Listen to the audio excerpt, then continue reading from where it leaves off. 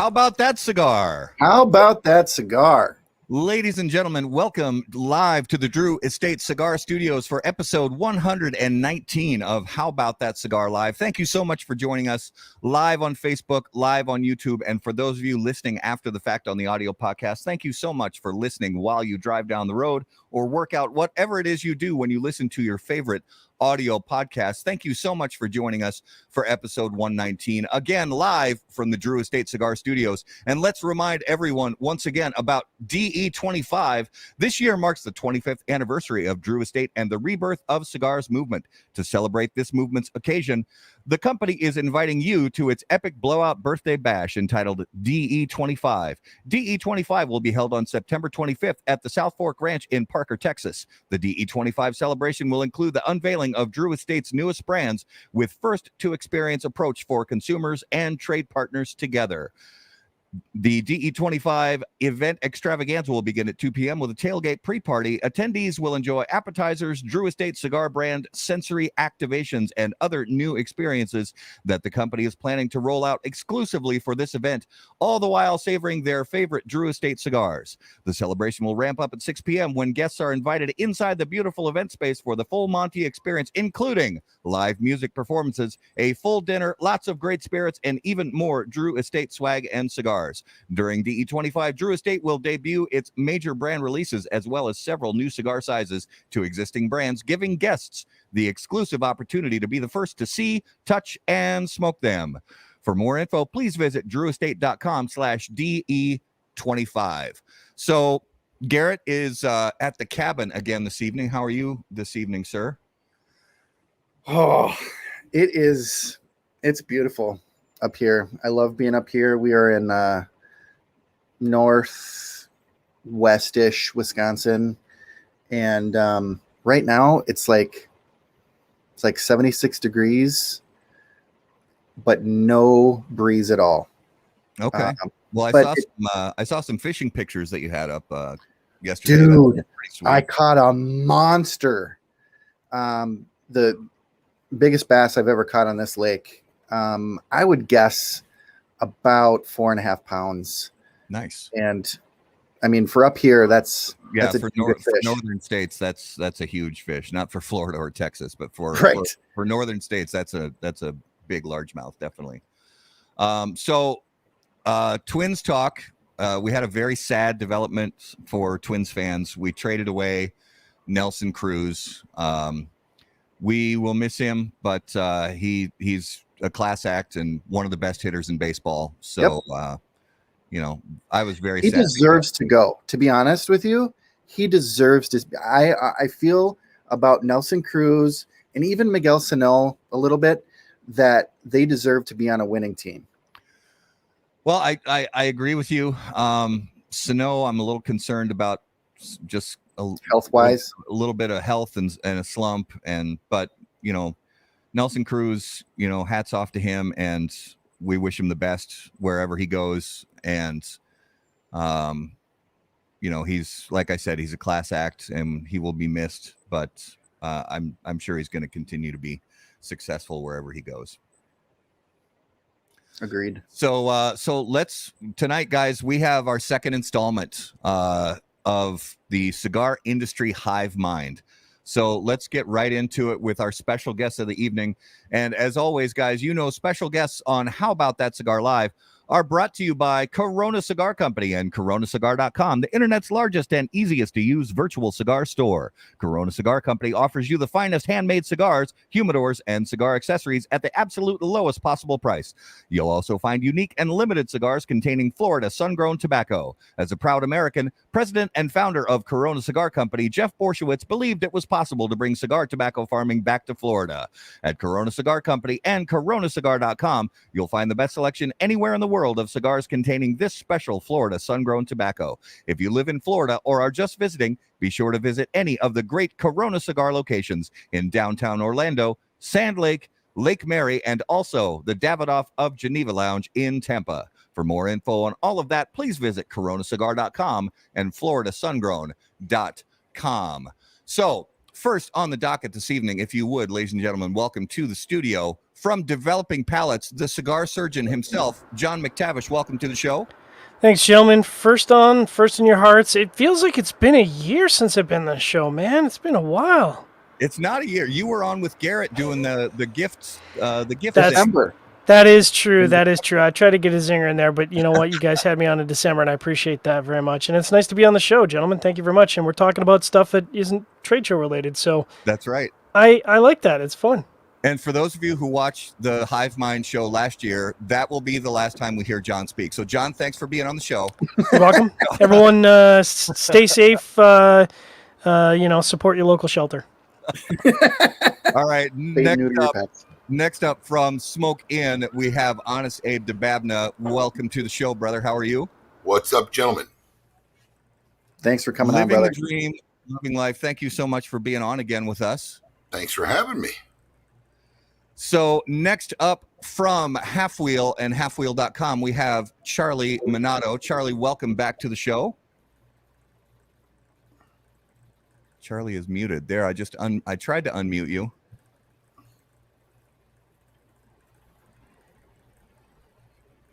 He just got it. While Charlie is unmuting himself. There we go. Sorry, I was just trying to give John more time to talk.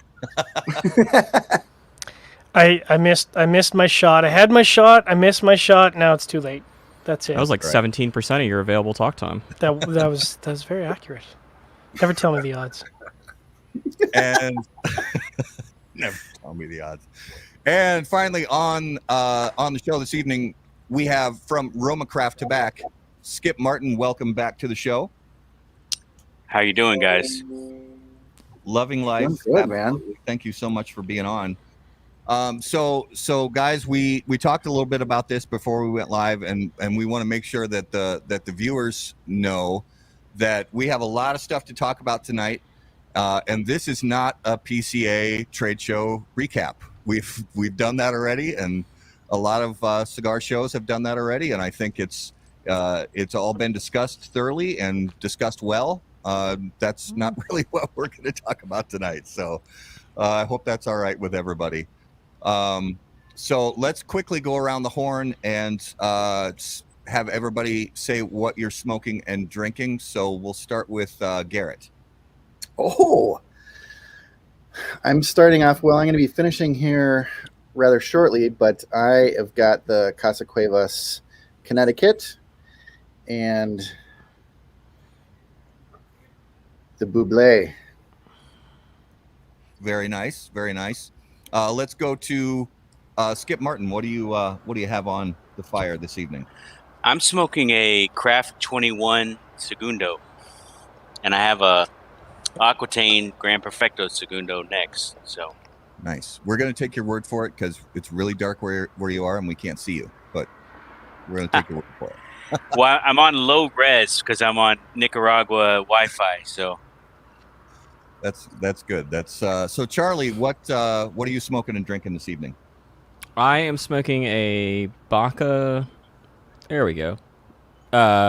Perfecto. Skip can tell you what size it's actually called. There we go. And I have a gin and tonic. Always good. Always good. John, what do you have fired up? One of the rare moments I get to smoke Roma Craft, because I have some Roma Craft apparently in my tickle trunk. So this is the Cro-Magnon. I'm going to have to defer to Skip. I have no idea what size that would be. But it's tasty. And on deck, American Brewery. Oh, that's not working at all. That's awesome. Yeah, that's woo. They make see-through cans. That's see-through can, baby. It's American technology, brought to you by whoever, but it's AleSmith Brewing Company, and it's a IPA, West Coast IPA, and I love this. I just had this last week and went out and got some more because they're so tasty. Very nice. And Abe, what do you have fired up this evening? I got a cigar that was actually dropped off by a great patron of ours, old patron. He dropped off a 20-year-old VSG Bellicoso. So literally 20 years old, yellow. I just threw out the cellar. It was yellow as heck. But enjoying this with some Topo in my smoking tumbler, keeping it cold. Wait. What is Topo? Topo Chico, bro. Jesus Christ. Are you for real right now? This is why we don't let John talk. No idea what topo is, man. You don't. I mean, feel like Skip should explain this because he's from Hipsterville. Topo Chico. Yeah. It's like a super carbonated Mexican mineral water without the diarrhea side effects. Interesting. I've never heard of it until Eric Gutterson, and like now everybody I know drinks it. It's crazy. And is it Well, flavored or is it just neutral? They come flavored, but I drink the neutral. Right. They have a lime and a grapefruit, but they're And pretty Garrett- mild. Yeah. The lime's strong. The grapefruit's pretty mild, but it got Coca-Cola purchased it like 2 years ago, so Yeah, of course they distribution did. has expanded a bit dramatically. Well, and hopefully it'll make it up to Minnesota because Garrett can correct me, but I have never seen it in a shop in Minnesota. It's Total really Wine. good. Oh yeah, okay. So you're busting my balls, and you guys don't even have it in the shop in Minnesota. Total I see Wine. how it is. I Hey, see how it is. It's basically Southern Canada. Yeah, Basically. it really is. We're gonna annex you any day now. And you got I'm Total Wine. Total Wine. Okay, yeah, I don't like to go to Total Wine, but I'll make the sacrifice to get some Topo Chico. I'm smoking a La Polina Goldie Robusto Extra and drinking some Florida Caña 12 and water. So that is what's going on with that. So let's dive into The this first PCA? question. Yeah, let's dive into the PCA trade show. Not. So the first question, as far as I can tell, we're in the midst of what a lot of people have classified as another cigar boom, and we can get into the the nitty gritty of if that's true or not, but let's assume for the sake of this question that we're in the middle of a cigar boom right now. Because a lot of the companies have talked about sales increases because consumers are smoking more and they're buying more cigars right now because of lockdowns and people working from home, having more time to smoke and things like that. And we've heard from a lot of companies that their sales have increased. And so let's assume for the sake of this question, all those things are true. What's the over under on how long the uptick is going to last before numbers go back down to pre-COVID levels? And let's set the line at 2 years, over or under. Let's start with John McTavish. I'm going to go over because I'm Canadian and so I'm supposed to be optimistic. I think. Correct me if I'm wrong. Abe is obviously going to speak at great lengths to this because he's the panel expert, and Skip as well. But I'm assuming with the uptake in consumption, you've probably also brought some new cigar smokers into the fold. So even if everything remained consistent and people dropped their smoking habits down to a smaller level, I would expect overall consumption to go up because there's new cigar smokers that have come into the fold. Now, hopefully everyone's not being a dickhead to them and they're being welcoming, and we can keep those cigar smokers, and because at this point a new cigar smoker seems like such a bizarre thing. Like running into somebody who's smoking their first cigar for the first time seems like a bizarre thing, but provided that everyone can keep them in the fold and welcome them, yeah, I think I don't unless something radically changes in the marketplace, which Charlie will report on for sure. I don't think anything's going to change in the next 2 years. I think it's just going to keep going up. And I didn't even mention Habanos S.A.'s abilities to not deliver product, which is the wild card. Yeah.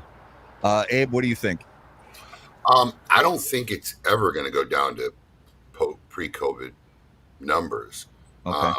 I think eventually you'll see a decline and a leveling off somewhere above where it was. But without a doubt, I know for a fact, I deal with consumers and we've seen how many first-time customers we have, and we interact heavily with our consumer base. There's been a lot of new people who adopted the culture and lifestyle in the last 18 months, no doubt about it. And whether I don't see really it going down like past what it was before COVID. I think eventually people will slow up a little bit as things normalize and whatnot, but it'll level off somewhere above where it was. Okay. Charlie, what about you? I'm going to take the under on it lasting 2 years. I think that the real issue is that similar to what happened in 19, because 19 was different than the years that preceded it. I don't think that consumption likely went down. We don't have any real like numbers that could track this because we're basing it off of imports, or Abe could base it off of, and Skip could base it off of what they're individually selling through. But that doesn't necessarily mean that those consumers are smoking those cigars. And I think what we saw in 19 in particular was that the humidors just got overstocked and overstocked and overstocked all throughout the years that preceded it. And then in 19, they just kept assuming that it was going to increase, and it didn't. The market couldn't sustain that. It's also unclear to me how Abe, and to a certain extent, I guess Skip, but Abe in particular could speak more to this point, which is that a lot of the sales that I imagine that were taking place in 20, particularly in the sort of time between April and let's call it September, a lot of that was inventory that was, sort of dead stock more or less on the manufacturing end. Skip runs a different business than a lot of these other manufacturers do. But, we certainly heard about manufacturers getting offers from, the really, really big retailers with just sort of here's $1 million check. I need a big discount, but, I'll take what you got. And with COVID sort of unfolding, they a lot of them took that offer up and moved a lot of inventory they probably were going to have to sit on if COVID hadn't have happened. And so, I just don't know how sustainable this is, because I can't imagine that consumers have really increased their smoking as much as their buying has suggested it is. And, I think it's going to be a cliff that we kind of fall off of, very similar to how, 19 went, where the first couple months seemed okay, and then all of a sudden it was just hell. Yeah. So, Charlie, I just want to ask, you think the numbers will fall back down to pre-COVID numbers? Because I don't think it's going to last 2 years. I don't think the growth or this boom is going to last 2 years. But I don't think we're ever going to drop down to pre-COVID numbers. I don't think it'll drop down to maybe as bad as the latter half of 19 was, but I think it'll revert back to where we were in 17 and 18, which would still be a drop from where we've been in the last 12 months. Okay. Skip, what are your thoughts on this?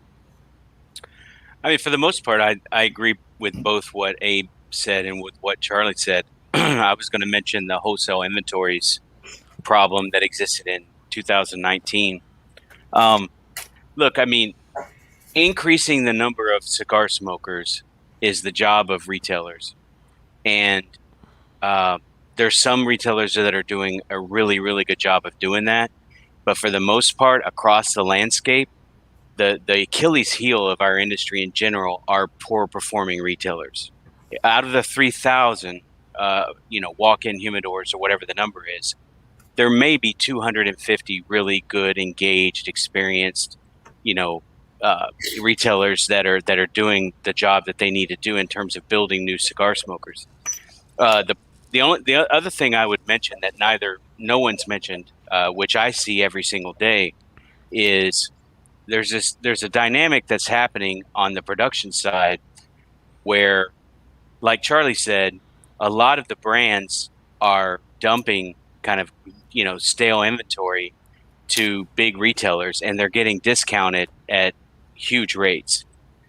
So there's going to be a shift in terms of price sensitivity, I think, or price elasticity for consumers, because there's a lot of cigars that are available, and the prices of the really good cigars seem to keep going up and up and up. On the production side, there's also quality issues. Because of what Charlie said, in 19, there were factories laying off hundreds of people in Esteli. And still into 2020. Yeah, in the beginning of 2020 even. And the majority of the people on our side thought 2020 was going to be a disaster, that the demand was going to fall off the cliff, that we were going to hit the FDA problem in late 19, and we were going to have all these problems. Well, what happened was a lot of those people decided they were going to go to the border. Every factory, I mean, there were like 45 people from one factory in 1 week that quit to go as a group to the border. So, and in Esteli. So, getting experienced rollers in Esteli is a challenge. Every single factory has a sign that says we're hiring. You know, they're going back to where they were 5-10 years ago, bringing people off the street, training them how to roll bundle cigars. There's a lot. I mean, even if you look at the half wheel reviews in the last 3 months, there's a lot more 83s and 84s than there ever has been, right? And I think you're going to start seeing more and more of that. Good tobacco. There's a lot of tobacco, but there's not a lot of really good tobacco. And there's a lot of cigars being made with tobacco that's not ready. You know, we have $1 million in open sales orders. Every shipment we get in has $200,000 worth of product, and 85, 90% of, if not 100% of it's already going out to a customer who ordered it 2 months ago. We produce as much as we can, but that's just always been the thing for us. We have a different model, like Charlie said. But if you're a factory that's sitting on, say 10 times that number, $10 million worth of open sales orders, and it's a decision whether just to get it out of the aging room after 3 weeks versus 6 weeks, or if it's a matter of not producing it because you don't have the Lajero you need, and instead you use the Viso, or you're putting newer rollers on it where you never would have done that before because on the other end of the thing, Famous or somebody is about to, just dump $1 million on you. I think you're going to start seeing that in the market. And so, prices going up, quality going down. I take the under. I mean, the other thing I would add too that makes this question a little bit tougher for me to accept that it's going to last as long as 2 years is that the market is healthy, but the manufacturing efficiency is still not there. So we're not really able to gauge, like, if we were operating at the, say, midpoint of 2019 with all those conditions, on the manufacturing and distribution end, meaning that shipping delays weren't what they are today. There wasn't the big backup that there is at packaging facilities, and all of the other things that exist in pretty much every industry right now, due to sort of the effects of COVID.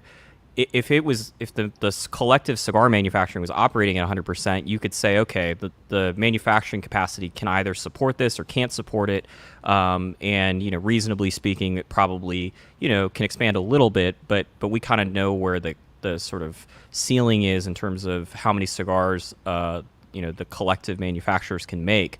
We're not there right now. And then you factor in, what happened in COVID, where a lot of these factories voluntarily shut down. In Honduras, they were forced to shut down for many weeks. And so, they still lost, depending on where they were and how they approached it, everybody lost a little bit of production last year. I don't think that really makes much of a difference, but they're continuing to operate on a deficit, and they're also operating, it's not as if it's, we make cigars, we ship them, and they're at the warehouse in a very specific amount of time that we're used to. It's still a little bit longer in some cases, and in the case of if you want to get bands or boxes right now, it could be a lot longer than the delays are, even at this point of the year when they're normally delayed. To your point about scarcity, and Skip, I'm sure, can talk a little bit more about this, but I'd imagine that the impacts from tobacco operations from early 2020 and probably the back half of 2020 aren't going to be felt until late 2020 and early 2021 aren't going to be felt until late 2022, 2023. So, you have to think for long-term projects, that's going to make a pretty big impact. It depends on the component you're talking about, right? So if you're talking about something like a heavy wrapper like Connecticut broadleaf, it's a 3-year cycle between the time it's harvested and the time it gets shipped in a product. But if you're talking about something like Jalapa Viso, it's it's less than 12 months, right? So the bigger guys who aren't doing a great job of competing in the marketplace, in terms of brand vitality, in terms of consumer interest, relevancy, right? Those guys have gotten a lot smarter about cornering the supply chain. So, if you're someone like AJ Fernandez, you're buying everything you can possibly buy, not just because you need it, but because someone else can't get it if you bought it, right? Fortunately, for us, we've always had this process where anytime anything we use is available, we buy it. We always have the money to buy it. So if you're going to sell me a Seco filler that I need 5 years from now, I'm going to buy it. So, we've built up, we have now, somewhere between 5 and 7 years worth of tobacco. My box maker who makes 85% of the stuff he makes is for us. We bought, 3 years worth of Cedro Macho, 2 years ago when it was available. We don't depend on the Chinese supply chain. Cigar rings, we keep a year, 2 years worth of labels, so we don't run into those problems. About the only thing we really have shortages on is Boveda, because Boveda is a pain in the ass to import into Nicaragua for us. But other than Boveda, there's nothing in the supply chain for us that's at risk. But I'm a supply chain guy. I mean, that's been our thing from the beginning. I can tell you that that's not true for the majority of people. Even though our production, counter to what Charlie said, our production was actually about 65,000 cigars more than what we produced in 2019, just because of timing.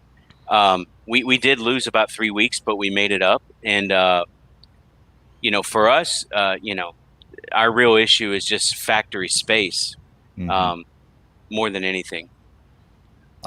Garrett, what are your thoughts about the over under, with the timeline? Well, it's interesting. And as I've been both listening to, our guests and looking at some of the comments, this is a pretty complex issue, because, one of the early comments from Q, who I wish just wouldn't watch our show anymore, commented that a lot of the social media groups and social media in general in cigars has exploded. Pre-COVID, I remember posting, please stop inviting me to all your cigar groups. And every day I'm invited to more and more and more. And they are just, it's going nuts. So that piece I think is very real. It's a big factor. We've talked to a lot of people who have come into cigars over the pandemic, and in many ways that is good. On the flip side, what I'm hearing from our panel is that we either have the issue of the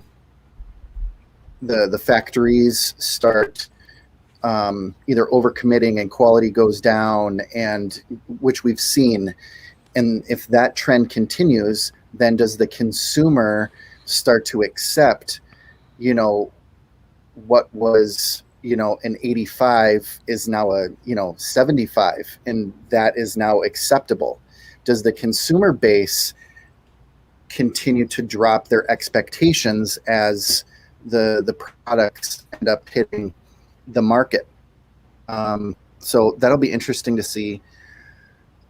For a definitive answer, I'm gonna call under. One thing that a lot of people don't think about, and I've mentioned this a couple times before, but take flavored cigars and the regulatory issue with flavored cigars. I don't know if it's going to affect Drew Estate or if it doesn't affect Drew Estate, but let's say it does, right? Drew Estate consumes a lot of low priming tobacco for acid. So imagine, the ecosystem of tobacco. When a farmer can sell 65, 70, 80% of their crop to Drew Estate type production for, 100% margin over what it costs them to produce it, then all the Ligero and everything else is kind of gravy, right? All the high priming Viso and Ligero is gravy. All the sound leaf is gravy, right? If someone like Drew Estate can no longer produce, 15, 20 million acids a year, then the price of the tobacco that I use overnight doubles. It doubles. And it's already doubled in the last 10 years, right? And so you look at that, you look at the the value of the Cordoba, for example. I don't know about the Dominican and Honduras, but I know when I came here 10 years ago, the Cordoba was 17, 18 Cordoba per dollar. Now it's 35 Cordoba per dollar. So it's worth about half as much against the dollar as it used to be. But cigar rollers aren't making double what they used to in most factories, right? They are making double in our factory because we index against the dollar. But when you've got low wages, you've got the immigration problems, you got the political environment you have here, you have the quality, the quality of the tobacco isn't as great, so it's harder to make a good cigar. It's hard. There'll be a long explanation, but I can tell you the better the tobacco, the easier it is for the roller to make cigars. So all these things are combining to, like Charlie said, into manufacturing inefficiencies that are either going to result in lower production, higher cost, or quality issues, right? And all those things are going to be manifested in the market. You're never going to hear a manufacturer tell you, "Hey, sorry, we're putting out shittier cigars at a higher price," Yeah. But just like you're never going to hear them say they had a bad, order cycle at the trade show. But I can tell you, those. I look at the environment to understand what we have to do to prevent the environmental factors from affecting us.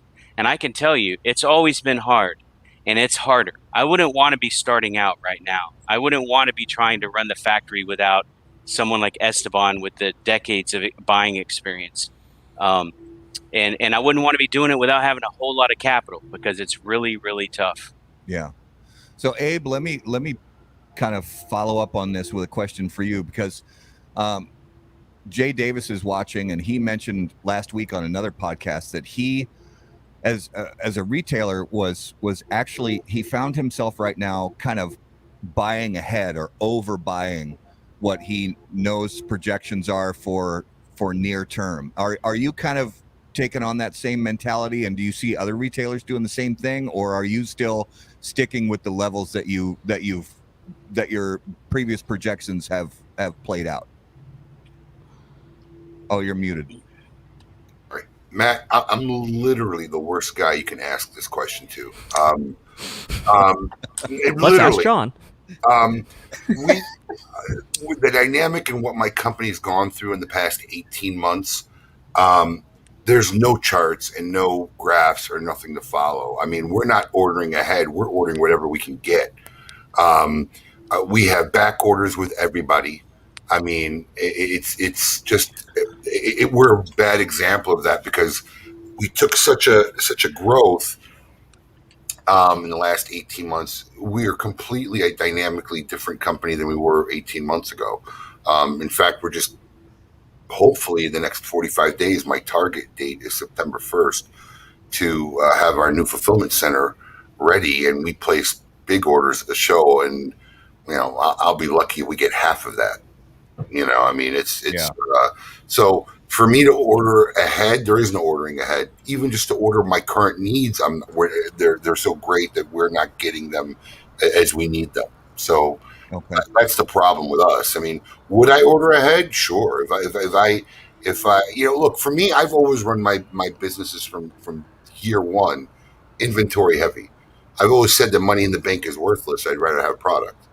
So, Okay. if you've ever been in any one of my locations, you can see our humidors are always stocked, like every cubic volume of air we could find where we could just put something, we do. Yeah. But we always ran it heavy. And we ordered to fill a warehouse. I mean, we'll figure out the rest later, but I'll be shocked. I'll be shocked if 50 or 60% of my orders come in the next 60 days. Okay. Do your online trends and retail trends pretty much track the same? Well, I mean, yeah, they did up until last year, up until, about 18 months ago. Then the retail just went through the roof. But then again, we're $1 million down in sales in the retail doors during COVID. So, but we've been open since October. So, I look at the numbers regularly, and both our retail and our online presence is growing. So our business is growing on a local level and on a national level as well. So Are they to scale? Percentage-wise, yeah, they're pretty close. Okay. John, are you seeing up in Canada, are you seeing and talking to any retailers that are seeing the same kind of thing as far as they can't keep product on the shelf, or they're having trouble getting orders refilled? Yeah, I mean, for those who have poor memories, I was the general manager of a 21 store tobacco chain in Canada, so I do have a pretty close relationship with a lot of those stores, and I can tell you they've been hit by the sort of 1-2 punch of COVID, which demand in Canada went through the roof just like it did in the States, and of course plain packaging, which meant all the distributors that are basically the middlemen for bringing product in from the manufacturers in the States pulled back on the inventory they're keeping, because it's not to bore everyone, but they have to basically pay the taxes against that inventory. So they were basically paring down their inventory that they have in the warehouses at the time when demand for product is going through the roof. So we're at the point in Canada where retailers are so starved for product that they'll literally buy an entire skid blind, because they need the product. Their humidors are just emptying and they can't get replenished quick enough. And a lot of manufacturers are dropping off the market, which totally makes sense. Canada is a market that's probably half the size of New England. So why would you bother paying all the extra money and pain in the ass to bring product into Canada when you can just do better business in the States? It's a lot less work. Unfortunately, that leaves all the retailers in Canada kind of dangling in the wind. So, yeah. Okay. And I think the same thing has happened in Europe too, because the orders and demand we're getting from Schuster, which we can't meet, but has gone up significantly as well. So I think you see across Europe and Asia, you see the same kind of demand increase. Okay. Well, the other problem with all the international markets, John alluded to it, is that Habanos is having more issues than I think any other company fulfilling orders, which is probably not anything new, but it has reached a completely shit show level of, like it used to just be, Cohiba and some of the more popular stuff would go through, periods of time where it wasn't available. But I mean, it seems like if this trend continues 6 months from now, trying to get anything other than, cigars that are Robusto size or smaller, whether that being thinner or whether it being shorter, is going to be just tragically impossible. And Actually, sorry, go ahead. I was just going to say, you're bang on the money, except that apparently we're already at that point. I'm hearing from international distributors that like SKUs like Monte Cristo 4, which has never been limited in the history of Habanos SA, they literally can't get Monte Cristo number 4s. So if you can't get a regularly produced, commonly available cigar, what does that say for your long-term prospects over the next 10 to 12 months? Yeah, and that's only going to increase the amount of orders that people like Schuster and the other non-Cuban international distributors are going to want to place, because they're going to see an opportunity to strike. And as John also alluded to, Skip would rather, it's a little bit easier to sell those cigars in the U.S. than it is to, and usually more profitable to sell them in the U.S. for most companies. I don't know exactly how Skip deals with it, but than it is to ship them elsewhere and deal with all the rest of that nonsense. And what about, is China a factor? I know that they're growing exponentially in cigar sales, and they're even got online retailers. Any of you guys see China as a new kind of factor in global cigar market? Yeah, I mean, I can give you a statistic that was somewhat surprising for us. China, in the past 12 months, is now our 5th largest source of readership. Wow. The same period for the previous year, so from mid-19 to mid-20, it was, I don't think it was number 10, but it was either 8 or 9. And now it's firmly in the 5th spot, and it's outperforming, I forget which country was in that 5th spot for the previous year, but it's basically quadrupled what that percentage of readership was. And then in terms of like actual numbers of readers, I think it was like 8.5 or 9 times the amount that we had in readership for whatever the 5th largest country was prior. So, Yeah, and then obviously, it's major investment in half of Habanos and Altadas and Tabacalera de Garcia and JR. It certainly in the last 18 months has become a massive player compared to where it was for the 18 months prior. Yeah, I mean, I would say just from anecdotal information on demand that there's a lot more opening up for New World cigars in China than there has been historically. And then in Europe, the TPD too, having settled in and becoming very, repeatable, sustainable, predictable, has added a lot in terms of people's confidence in building up inventories or doing demand generation. So, for us, Europe was always a FDA hedge. We don't have. I mean, we could sell 3 times as many cigars just in the States if we could produce them. The reason why we opened up Europe was in case the FDA shut us down. So it is difficult trying to maintain the demand in terms of the request, but how other companies decide to deal with that is going to be a big question in terms of availability of good product in the States. The advice, I was a retailer at one time. The advice that I always gave people is try to buy opportunistically and make sure all your inventory is always paid for. So if somebody's offering a 20% deal or a buy 2, or buy 8 get 2 free or whatever, because like they do occasionally just for cash flow reasons, then take advantage of that. I would say that dynamic has changed a little bit, because what you're going to start seeing is some big humongous quality issue coming through, and then they're going to offer that kind of opportunistic, not because of cash flow, but because of demand issues. And you as a retailer, if you've got customers who are buying La Flor Dominicana on a regular basis, then always keep that on back order. Always over order. You're never going to hurt yourself, because they're always going to keep the quality. They're always going to have demand, and you're going to be in good shape. But if some brand that is kind of on the teetering of quality, or whatever, you make that judgment. If you load up on 100 boxes on an order of something, and all of a sudden they send them to you and they're garbage cigars, and you can't sell them, then you're going to be in a pretty bad spot. So it's also a good time to be careful. So have you got on the quality piece? Yeah. Have you guys already seen a noticeable uptick in quality control problems, or do you think we're still a few months or more away from seeing that on a regular basis? Boy, I'd love to jump in on that one. Do it. I mean, depending on who you ask, I'm either a fanboy or a hater, or both. But I would say over the last 18 months, we've seen a marked jump in the amount of construction issues with cigars, where prior, I could have gone 6, 8, 10 reviews with a construction issue, and now I would say it's quite commonplace. And, as Skip was kind of alluding to with some of the half-wheel scores, obviously we're seeing the same thing where...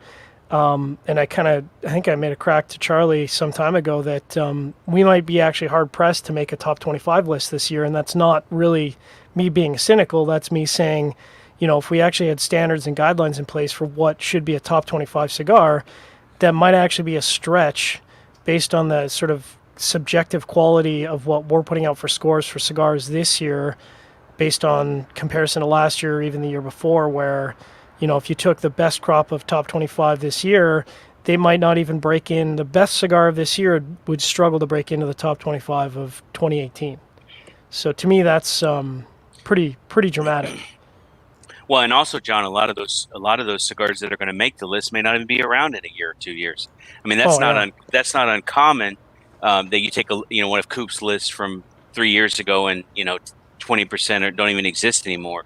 But even big fat. I mean, when we make a new brand, we build up the inventories, we build up the finished goods. We try to create a sustainable brand. We've never had to discontinue a SKU or cut back on a brand, right? Because of availability of tobacco or because of demand.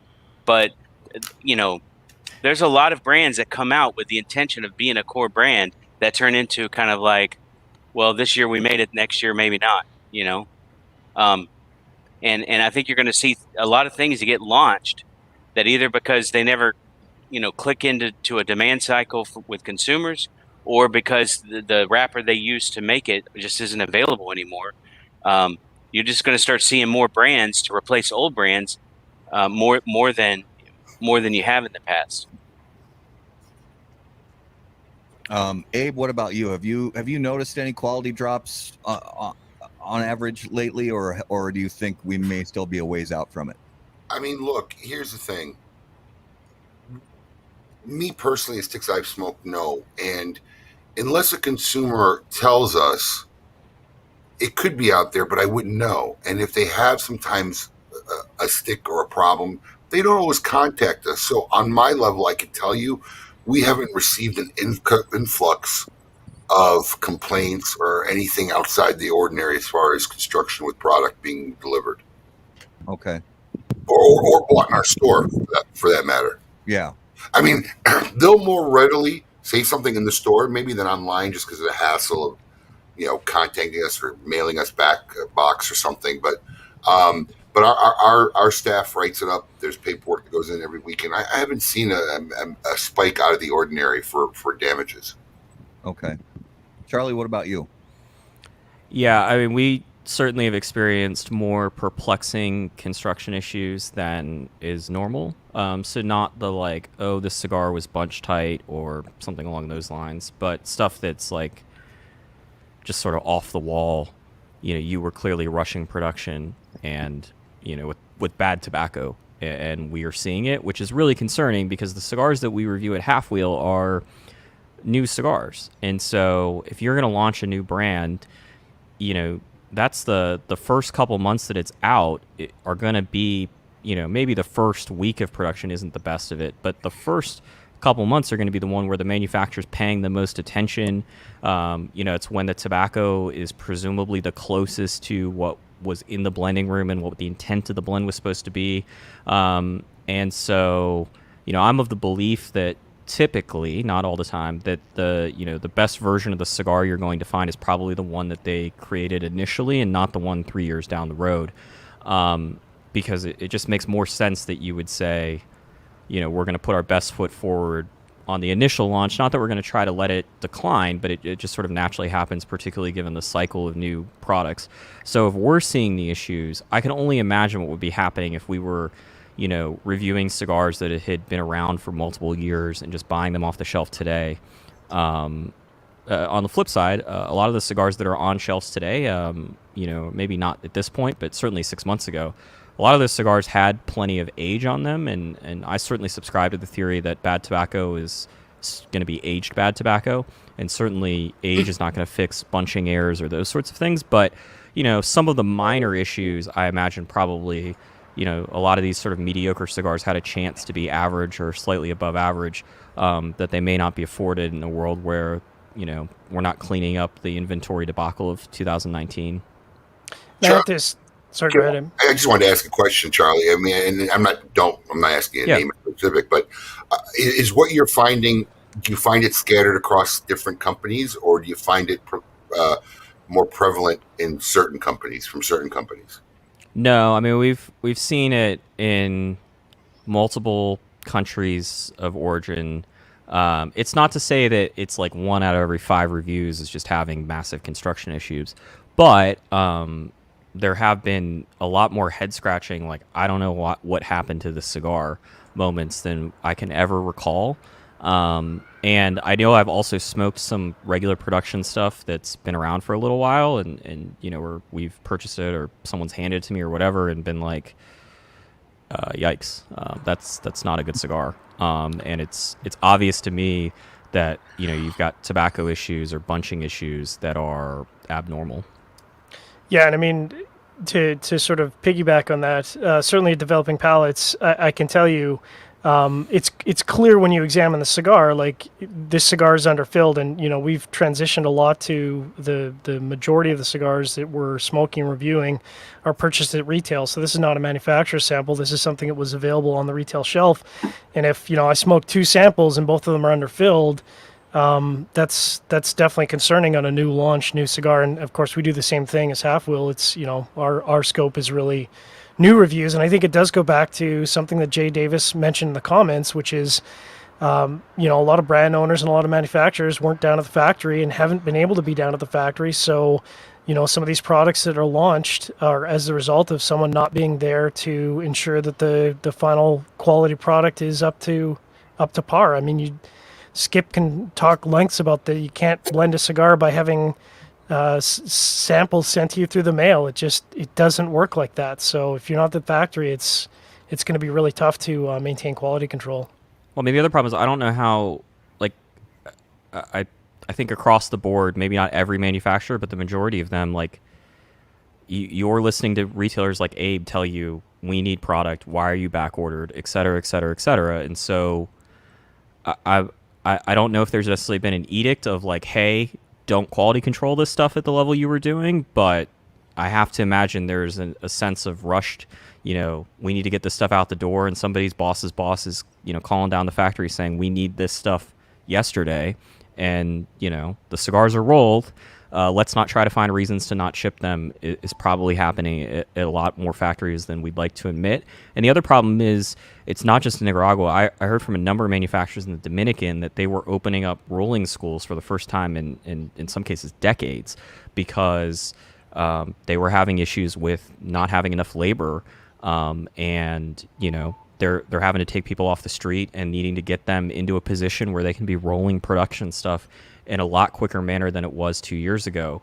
And so I'm guessing that the average cigar being rolled today and bunched today is being rolled by people with less experience than it was 2 years ago. Not just in Nicaragua, where there's, a whole bunch of unique factors, but also in a country like the Dominican Republic, which I think most of us would probably agree is sort of the most stable manufacturing base that we have as a single country.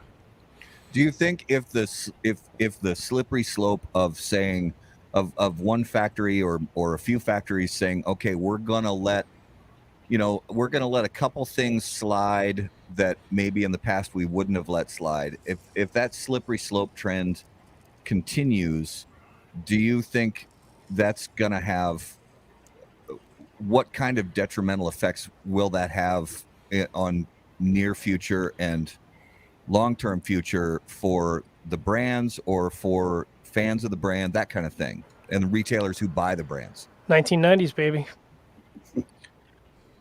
Yeah, I mean, so I think, some of the things we're talking about are things that you won't really notice unless you're just critically analyzing a cigar, right?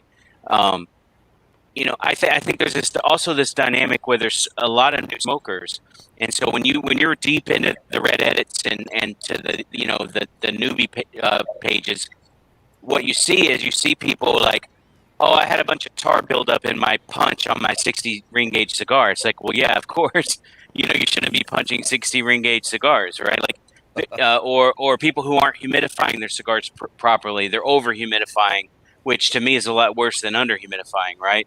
So what you're running into is you're going to see just some of the dynamic of retailers not doing their job and new smokers who don't understand, how to properly, smoke a cigar.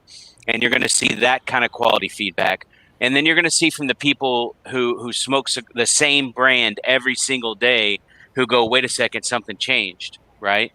In general, though, I don't think it's going to be the 1990s where somebody's going to get away with just putting out a dog shit brand and like they did back then, right? I mean, the market is too brutal. That will come out and that will go away, and you will see them disappear as fast as they came. There's been some recent brands that just, hey, I'm launching my thing, boom, they're gone, right? So because the market just won't put up with that.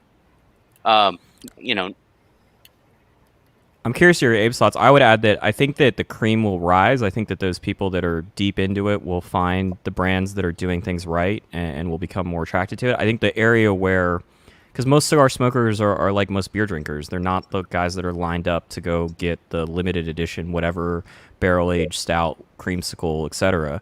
Most of them are people that drink Bud Light and have switched to seltzer or whatever.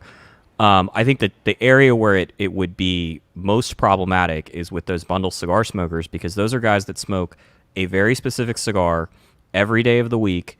They have their size, their blend, etc. And that's the people that are going to be able to tell you specifically, something changed and something went wrong. And I can't tell you maybe what it is, but I can tell you exactly which bundle I bought that where, this bundle cigar I've been smoking for 7 years doesn't taste the same or isn't smoking right or whatever.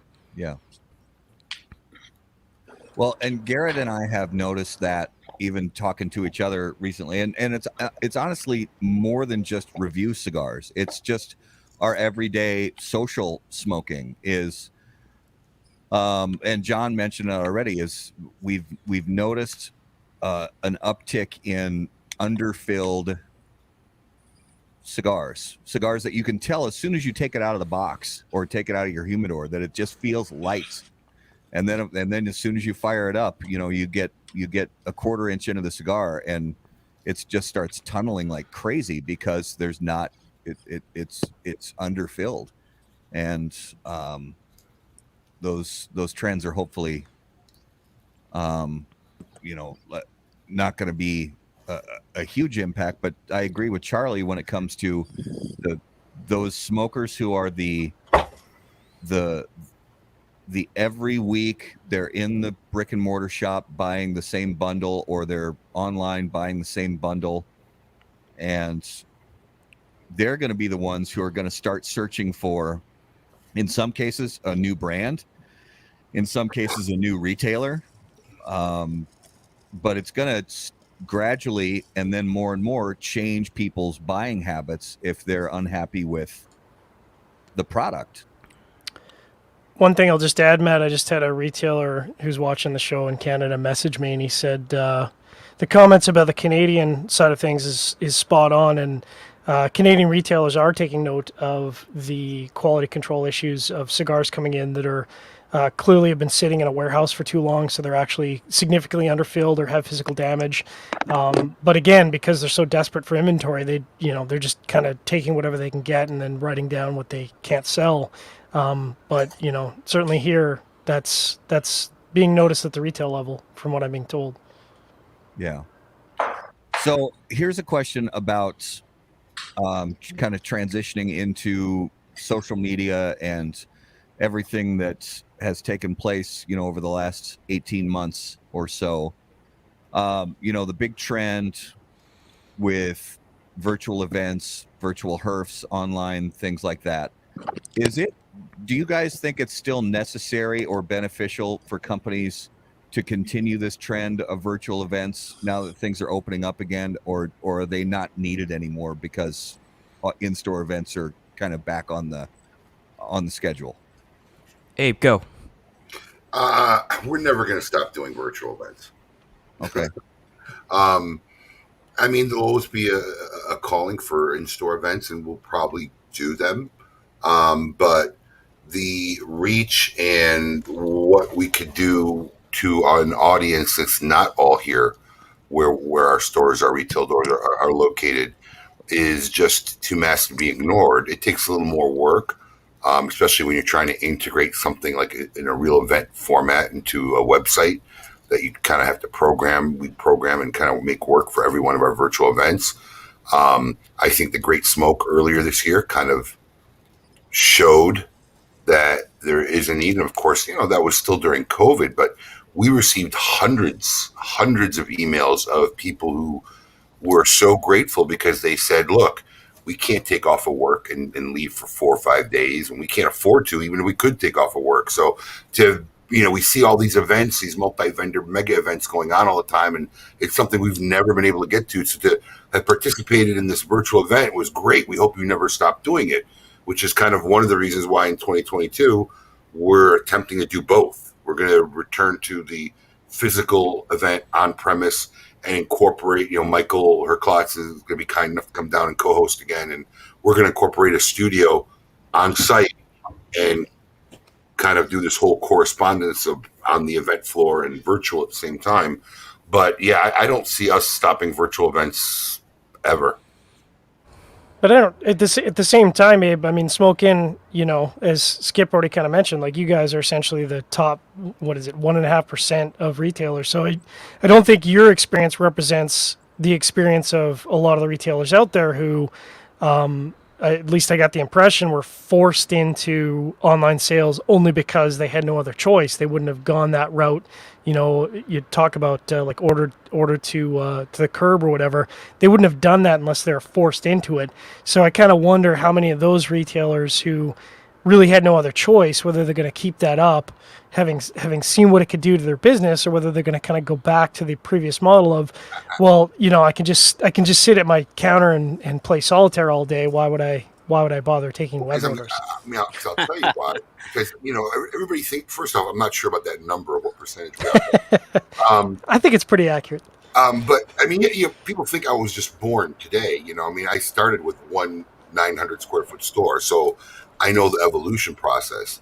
The retailer that was savvy enough to pivot and find a way to continue to make sales during COVID, and if he's tapped into that, I don't think it's going to be the type of retailer that says, "Okay, now I can go back to normal." And I don't see that happening. A lot of retailers didn't do anything other than to still cater locally and do curbside service and stuff like that, which is fine too.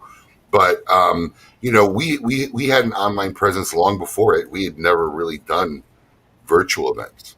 That was something that we were thrown into and kind of had to do because there was no stores. Yeah. So, but doing that showed us a light and an avenue of how to reach people. And people, look, we forget. Skip said it earlier. What are there like? We jump around the number, but there's a relatively small number of quality shops. And if you want to get to how many of those quality shops are throwing any kind of decent in-store event, that number becomes even smaller. And yet there's people all over the country smoking. So there's a lot of people who just don't get that kind of an experience of being part of an event. So to be able to do it virtually just makes sense. And, whether a retailer just got into online sales and didn't really figure out how to do virtual events yet, I really don't know. If he's taking the time and the effort to pivot into online sales, why would you not do it? And if you figured out how to kind of do a successful virtual event, why would you stop doing it? So I don't see why they would. I mean, I certainly hope that they continue. I guess it's just the retail cynic in me coming from that industry previously that I feel like, the businesses that already are doing things in a successful way and do successful things will continue to do successful things, and companies that don't do successful things can't be forced into that. I hope that they have that aha moment, but I don't know that they necessarily will. And I guess that's where the retail cynic in me goes. You're already successful, so of course you're going to do it. You're going to continue doing things that work well for your business. Not every retailer is necessarily going to reach for that because maybe that's just not what they're in it for. A lot of retailers aren't, but I think the ones that were savvy enough to kind of do that pivot are. I mean, that's the point I was trying to make. I mean, the only deterrent really, honestly, if you want to continue it, is it may take a lot more resources, time, and effort than they're willing to do to sustain it and keep it going. It's one thing when you're forced to have to do it, and then to keep it going where you need someone constantly taking product shots, updating the site, doing this, doing that. It's a lot of work, time-wise, labor-wise, financial-wise. So for that reason, maybe some of the retailers will opt to say, hey, look, my retail business is back to where it was. It's too costly and labor-intensive. I don't have the resources to maintain doing this online presence, and that may happen.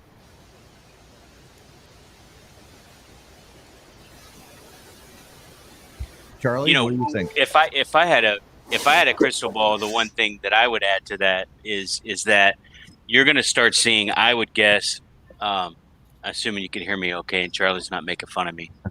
No, you're all good. Go ahead. I think you're going to start seeing manufacturers have a lot less people out on the road. I've heard anecdotally, manufacturers that still have reps drastically reducing their budgets for hotels and for traveling outside of their normal, home region, and doing more work from home, with sales and with the retailers. And then also either companies actually reducing the number of people and not rehiring them, or planning to reduce the number of people either through attrition or actively reducing headcount. So the time period of having Joe, the road sales rep, who has to come in, set up a card table and just stand there, in that kind of event. I think that kind of event is going to go away, because they don't have the product that they need to move, and B, because they don't have the same resources out on the road. So I think you'll start seeing less of those kinds of, like, half-ass in-store events, and the people who do a great job, like Abe, they've invented a new way of doing things, and so they're going to keep doing it. I think the problem, Skip, is, like we've been saying, there's really a small number of retailers who are really working their business. Those reps are really needed for the majority of the other retailers. Right. Are they? Yeah. They are. I mean, there's retailers. There's retailers that have like a $40,000 or $50,000 revenue number in a month, and 10,000 of that comes when the Christoph rep comes in this week and sets up a card table, and they can't pay the rent. It's a hell of a Christoph event, or whatever. I'm giving a lot of credit to Justin. I know. He likes to travel, so. But yeah, if you're doing 20% of your revenue in a single event, I don't care what brand it is. That's a hell of a event or a really terrible shop. The point Skip's making is, I know some stores like that. There are some stores that require that rep to come in and do it. But I think, to Skip's point, like I think that stuff is going away. Like this is a different conversation than the virtual events, but like I think that more manufacturers are going to look at what Miami Cigar Company did and say, like, we don't want to fire people, but the P&L says we probably should. And I think that some of them are going to be hell-bent because whether it's a retailer or a manufacturer or whatever, people are hell-bent in this business on just repeating what they did last year. But I think a lot of them are going to say, you know what, like, if you're a C-level account, like, we can't afford to keep a rep in a territory so that we can have a whole bunch of Cs. Like, and I think you're going to see more of an adjustment there, and that's going to mean that some of those retailers are either going to have to adapt and get used to ordering over the phone and ordering when they run out of product or ordering before they run out of product, or they're going to fail. They're going to either whittle their humidor down to the companies that can still support and still are willing to support these large sales staffs, and otherwise they're going to just sort of eventually die. I think one thing to add to the virtual events, I don't really know one way or the other how much they'll continue, but I do think that, like, I agree that Abe is a unique and in the sort of top tier of retailers, and runs a business that is a lot larger than most retail stores and a lot more dynamic than most retail stores. I think the majority of these virtual events are not being done at retail stores like Abe's. They're being done at your local brick and mortar, who probably doesn't have a website, who may take phone orders, who may do curbside delivery, who may do local delivery, and who may have tried to set up a Shopify store and spent 2 hours and then decided it wasn't worth it. And I think the one thing that might change it is if these big companies say, hey, if Drew Estate says, hey, we're not doing any more virtual events, that's got to wipe away at least 5% and probably close to 10% of the number of virtual events that are happening around the country. And so I think that this may be an issue not of whether or not the retailers want them to continue, but it may be a scenario where if the manufacturers say, hey, we're no longer doing them, and if enough of the super big guys say, we're not doing virtual events unless they're for a retailer like Abe, or unless you're going to do something beyond, let's get on Instagram Live for 30 minutes, then I think that will wipe away a bulk of the virtual events that are being offered. I don't think a lot of these retailers are going to fight that or come up with the solutions that are needed for the manufacturers to continue to do them. The problem with the virtual events is, obviously most of the retailers aren't jumping on it, and a lot of the manufacturers are trying to create this to make it. The problem is the manufacturers, and I haven't seen one, not one, come up with a formula that will work for almost every retailer, including myself. Drew Estate's VSSE events that they do, when they make the packages and we see them, my team sit there and look and says, how are we going to make this a virtual event? This doesn't even work. And we literally have to deconstruct it and reconstruct it to make it work. Because the last thing you want to do is have a virtual event and people start calling the shop. Because for us, it's not a virtual event. That becomes more of a nightmare thing because then you don't even know what's left. So we try to control it all where it's all because they send you a limited amount of stuff. So if you're doing like a swag with purchase and I only got X number, I can't have people ordering online and taking phone orders on the thing because you're going to end up overselling it. So I think that's part of the problem is none of these none that I've seen, to be honest with you. We just even did a very small one with Davidoff and we kind of reconstructed it. We've taken some of their models and just made them work, but none of them really are designed because when we see the Drew Estate events, like this would work if we had 150, 200 people in front of us and it was in a store. So when this ran out or this ran out, it was no big deal. The customer knew, well, this was all that was left. But now you're trying to translate that into a website of which the majority of the people don't have a website that can handle something like that or somebody in-house that can code it. Majority of people don't have a website, Abe. That's true. And or a point of sale system that goes beyond just the cash register. Yeah. But like this is my point, Abe, is I think that like the majority maybe or close to it of these virtual events are ones where the manufacturer said, here's our program, and the retailer said, I'm going to do that program. Yeah, I don't think that anyone ever said, I mean, for Christ's sakes, Abe, you like brought in a TV studio for a virtual event.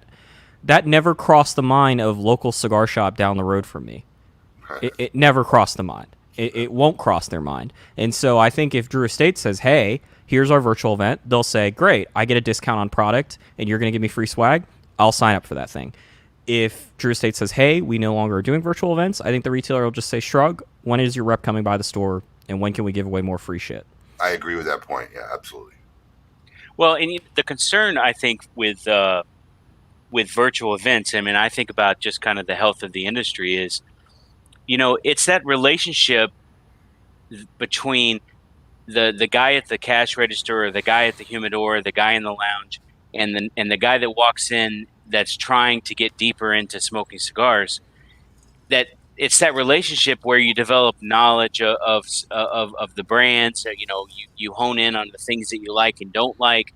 You learn how to humidify cigars. You learn how to cut them. You learn how to light them. These are all things. I think if you've got this core group of consumers, these super consumers that are going to take advantage of any opportunity to interact with the principals of a company or with these celebrity retailers like Abe, but celebrity retailer, right? I wasn't going to say anything. Abe is going to love that, right? But when I'm saying these personality, guys like Abe, like any chance I could sit in a room and talk to Abe, I'm going to do it because especially if we're drinking a bottle of rum together, right? But the thing is that if you want to build new cigar smokers, if you want to develop people from smoking one a month to one a week, from one a week to two a week or whatever, you have to have these face-to-face. So it really depends on this healthy network of really good retail tobacconists. And I love the fact that Famous and CI and JR are hitting on all cylinders. I think it does a good job of creating this efficiency in the market. That's counteracting some of the cost increases. But if we don't figure out how to support and really develop really good retailers, then you're not going to see the kinds of people. And so the last thing I would add to that is that's where this new media component is filling a gap that is really super critical in terms of information on Half Wheel that didn't exist when I was getting started, or all these different YouTube channels. As long as they are helping to develop people's passion for cigar smoking and strengthening the community. I don't know how much the thirst traps really help the overall culture. The Instagram thirst traps, but But I think, some guy who loves cigars talking about CAO flavors, whatever, that guy's helping to bring the whole community along, right? So, to the extent that the retailers, some small retailers have been dropping the ball, the new media people have really picked it up and closed that gap a little bit. And I think that's why you see this kind of, especially during COVID, you see this resurgence in the community because people are able to do things with technology that weren't available 15, 20 years ago. Yeah, I mean, I don't want to sit here and tell Abe how to do his business because he's just going to nod his head. He knows Celebrity his stuff. retailer. Yeah, celebrity retailer. But I mean, at the end of the day, I look at virtual events. All it's doing, at its best case scenario, is supplementing hand sales of cigars. I mean, the best case scenario, and again, I'm not trying to tell Abe how to do his business because he knows it better than anybody, but having the customer come into the store where he can interact one-on-one with an educated and engaged tobacconist or retail person can't be replaced. That is the perfect scenario because it's a social product, typically engaged in a social manner. So, to me, I look at the social media aspect, and really that's, to what Skip was saying, that brings in that sort of outside fold who maybe they don't come into the store, maybe they're not used to coming into the store, and the goal is to transition them to coming into the store to get that education one-on-one, to do that hand sales, which is very challenging, I think. John, what do you do with all the people who aren't near a store? I mean, that's what I would say is the best case scenario. Sure, is that you got that guy in Montana. You're writing them right. off. No.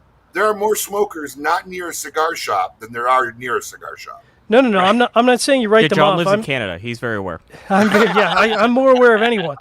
I happen to have a shop 2 blocks away, which is unusual because normally you have to drive 3 hours. But no, I mean that's the benefit of the virtual event is bringing those smokers into the fold. But ultimately, the best case scenario is if you can have that customer come into the store for a one-on-one targeted timed experience where you can spend all that time with them. And for the customers that you can't, that's where the social event, the virtual event, really gives that extra 20%, 30% that we've been missing out. I mean, virtual events are not new. This technology has been around for a decade. I mean, I can remember herfing virtually back in 2009. The fact that it's taken the industry 12 years to get to this point isn't that surprising, but it's good, and I think it is healthy for the industry, and it should stick around. I think it is good to bring in more cigar smokers that, as you say, Abe, are not near a cigar shop. I mean, sorry, we're not stopping doing events in the store. We made our living with hand-to-hand, face-to-face contact.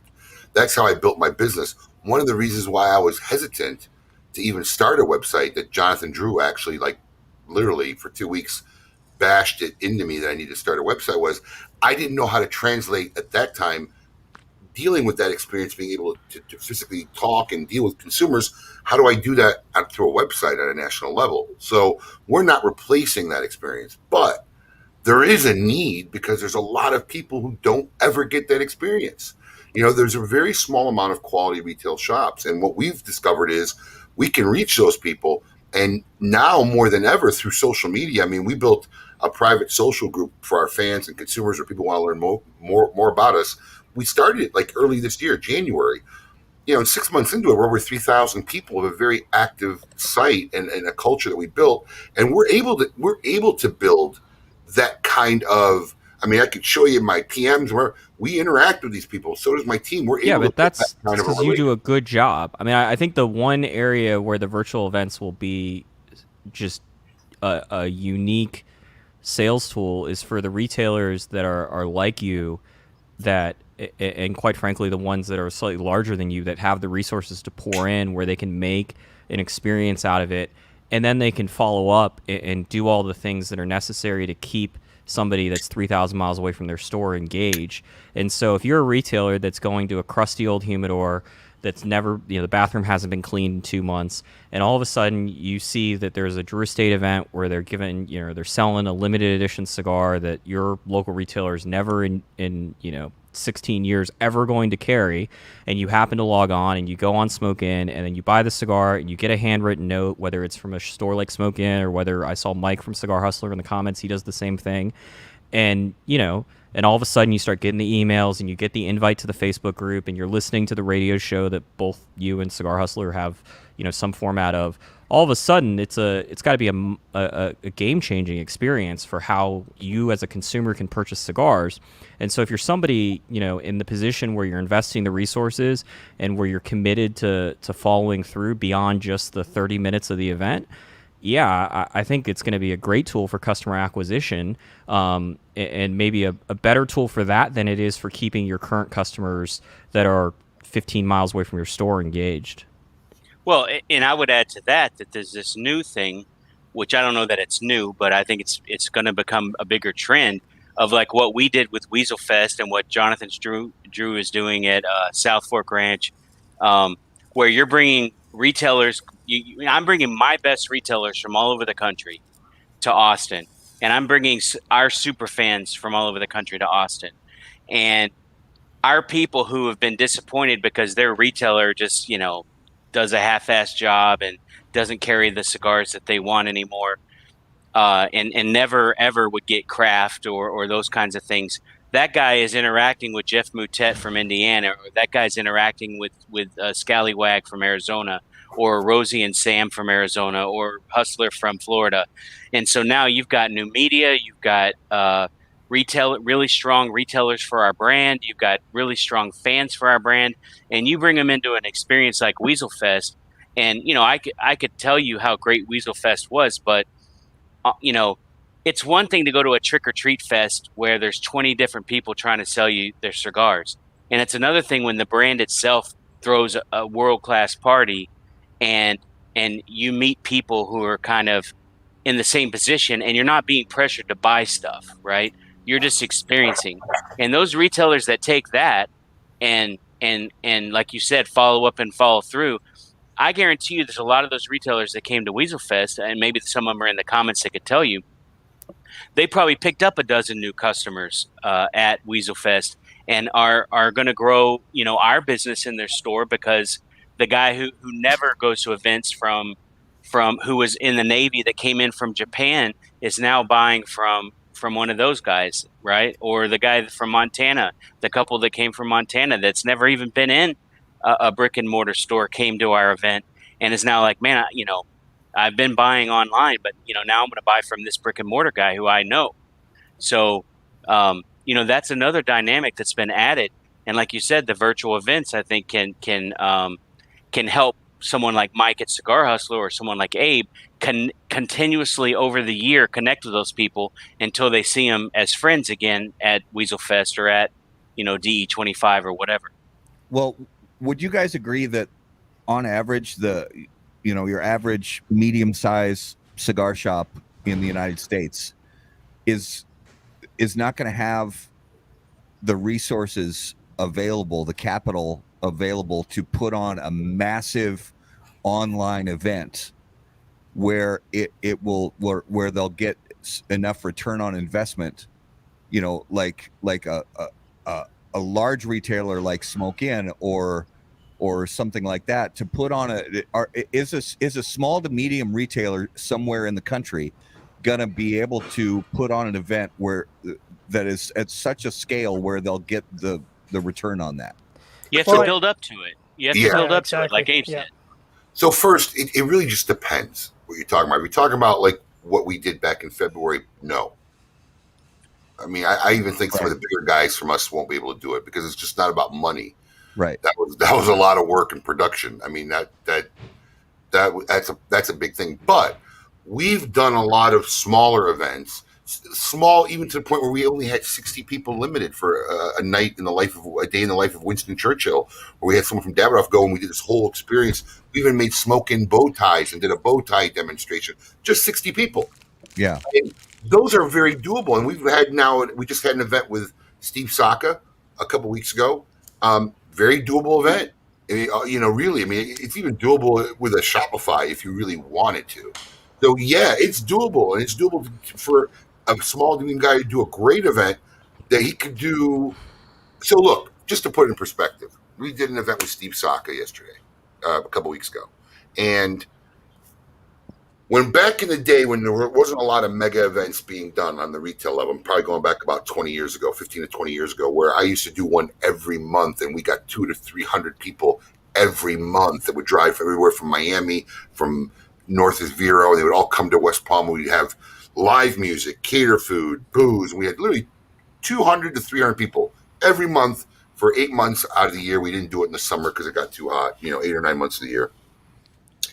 We probably had half that activity volume-wise of people during the virtual soccer event we had.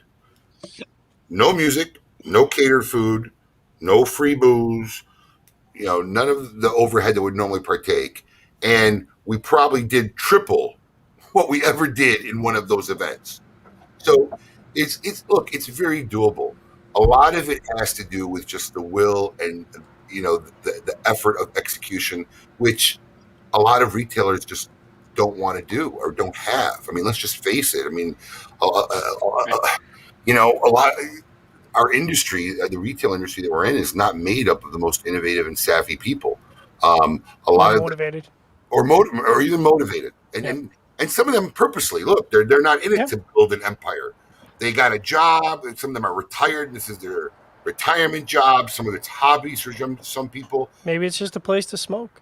And some of it's just a place to smoke. So, I mean, that's the industry we're in. But is it doable, Matt? I think 100% it's doable for a small guy. And building on what Abe said, I mean, you couldn't.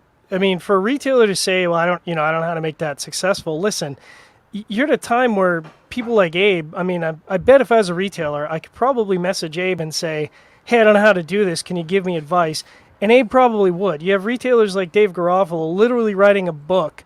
You could just go spend $30 on his book, and it would tell you how to run your business more successfully than you already are. So I don't think, I'm unfair here because I'm not running a retail location in the States, but I've helped run retail locations in Canada, and I can tell you, not having lounges, it's a lot more complicated up here than it is in the States. So, to what Abe was saying, if you want to be successful, you can be successful. All the tools are out there. There's lots of free tools available to take strategies that are already in place and already being executed.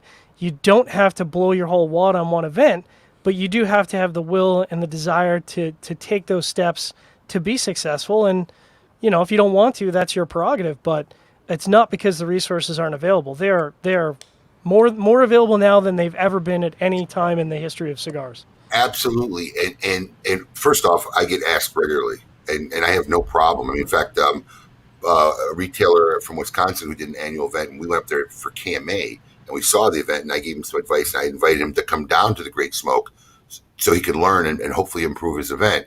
It happens regularly. I've done it. We're getting ready to open up a new fulfillment center warehouse. I had no knowledge of a warehouse. I went to everybody's warehouse, including Jeff from Corona. We drove up there. Tanya was nice enough to walk us through the warehouse, show us what they did, show us some mistakes they had made. And, this industry is very giving.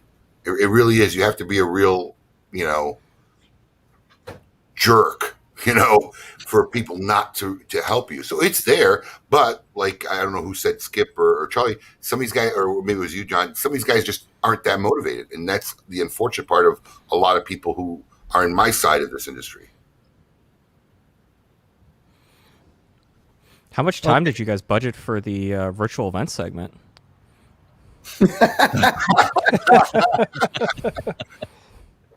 It's already spent. It's already spent. Really? I mean, I think the to Skip's point about Weasel Fest, and obviously Drew Estate's doing a massive event. It's only positive for the industry. Whether they have to drag retailers and I don't think consumers, but retailers kicking and screaming into the fold of success. I mean, ultimately, it helps the industry. It obviously helps the manufacturers directly. I see it all as a very positive thing.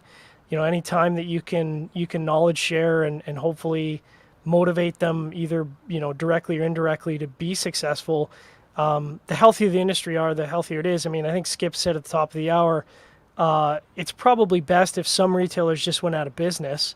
But, that sounds a little cruel to say. But ultimately, it's the same could be true from the manufacturing side. It'd probably be better for the industry if some manufacturers just went out of business and their tobacco went to another factory who did it better. But It's all, cigar Darwinism. cigar Darwinism, absolutely. I mean, Well- but the problem well, is, like, John, yeah. I Go had ahead, to Jared. explain to a retailer in Dallas that I think runs a decent business about why having the Drew Estate event 20 miles away from their store was a good thing. Right. Like, Right. Skip and I have a running joke. If you went around as a manufacturer and gave $100 bills to retailers, like, there would be a revolt. Like, they just, they'd be like, oh, like, you have this much money? Like, oh, can you give it to me in 520s and not a $100 bill? Like, it would be Right. the responses that would happen if you just started mailing retailers $100 bills would be, as a manufacturer, would be hilarious. People would just Like, oh, great. What do I have to do? Put this on my taxes now? yeah, it'd be like, oh, like, Skip, like, the $100 bill was great, but like that price increase 2 years ago, that was a real fuckery there. And you'd be like, it would be hilarious. It would almost, like, Half Wheel might sponsor it. Like, we might throw like $3,000 at it just to see if we could be assured we could get the responses. Because these retailers, so many of them, they just look at everything that happens as an affront to what they're doing. They assume that the world is out to fuck them. They assume that what they did last week is what they should be doing. And, every single interaction has to be, how are you trying to screw me? And so, something like that Drew Estate event where there's going to be presumably 1,000+ customers coming into Dallas or congregating in Dallas, where Drew Estate's dumping a whole bunch of money, where all of the Drew Estate sales force and all the Drew Estate team, and where they're bringing in, a who's who of Houston rappers. Shout out to Mike Jones. Like, I mean, they just are like this. He's no Scarface, but He's no Scarface, or Superphonico's, but like they just, they assume that like this is a bad thing, and it's like, is it a bad thing? It seems like a great thing, and it seems like it's a great thing that it's in your backyard. Like, it can only help your business, unless you were really content on what's the date? How about that cigar from the ad read? September 25th. Yeah, unless you were hell bent that September 25th was going to be the day that you were going to sell 10 boxes of Nica Rustica, like, in which case it might help. I don't understand why you should look at this and go, this is a bad thing for my business. Yeah, I mean, I guarantee, because I'm going to be flying down for that, and so I guarantee, however many hundreds/thousands of dollars I end up spending at retail locations around Dallas, there's going to be a large quantity of them that go. And just come to the Half Wheel office and just steal shit. All right, well, I'm only in it for the free samples. We got plenty. Nice. But yeah, there's absolutely going to be shops that I'm going to go to, and they're not going to put the two and two together to go, the only reason this guy just spent $300 in my shop is because it happens to be Drew Estate's doing a thing this weekend. No, they're going to look at it and go, he's here for the Drew Estate event, and if the Drew Estate event wasn't happening, I would have gotten 600. Right. Without realizing that you would have never been here to begin with without exactly. it. Or why didn't my Drew Estate rep tell me I should have ordered more Drew Estate for this week? Yeah, that's what it's going to be. And why did they give me $100 bills? Right. I mean, look, honestly, and this is a little bit of inside baseball, but Keystone margins is a pretty standard thing in our business. And if you can't figure out I how should to probably make explain what a keystone is. In the U.S. if you can't figure out how to make a profit on 100% gross margin, then you're an idiot. Period. In full stop. Right? But it's not even Keystone. It's Keystone plus whatever the deal was, plus the free swag. It's, consumers want to know why cigars, the price increases on cigars have happened. Yeah, tobacco's going up and labor's going up. But, a lot of it is because there's a lot of free shit that's being given away, and someone's got to pay for it. And at the end of the day, it's always going to be the consumer that pays for it. Yeah. Always. Well, so speaking of something Charlie mentioned a minute ago, which is everybody out to screw you. Let's talk about the FDA. And I want to start with Charlie on this one because Half Wheel's reporting on FDA related stuff is always pretty phenomenal. And so the recent appeals court ruling, sort of backtracking on Judge Maida's ruling, just came out. So what are the long-term effects, and are there any short-term effects? I don't think there are any short-term effects, but if there are, let let me know. What do you think, Charlie? I mean, clearly, so- clearly, you didn't read the article. No, I did read the article. That's why I'm going with Charlie first, because he wrote the book on it. Right. Yeah, the short-term effects are that it's nothing in reality.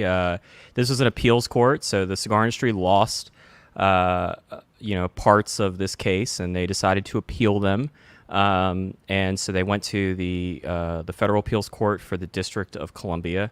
So a 3-judge panel.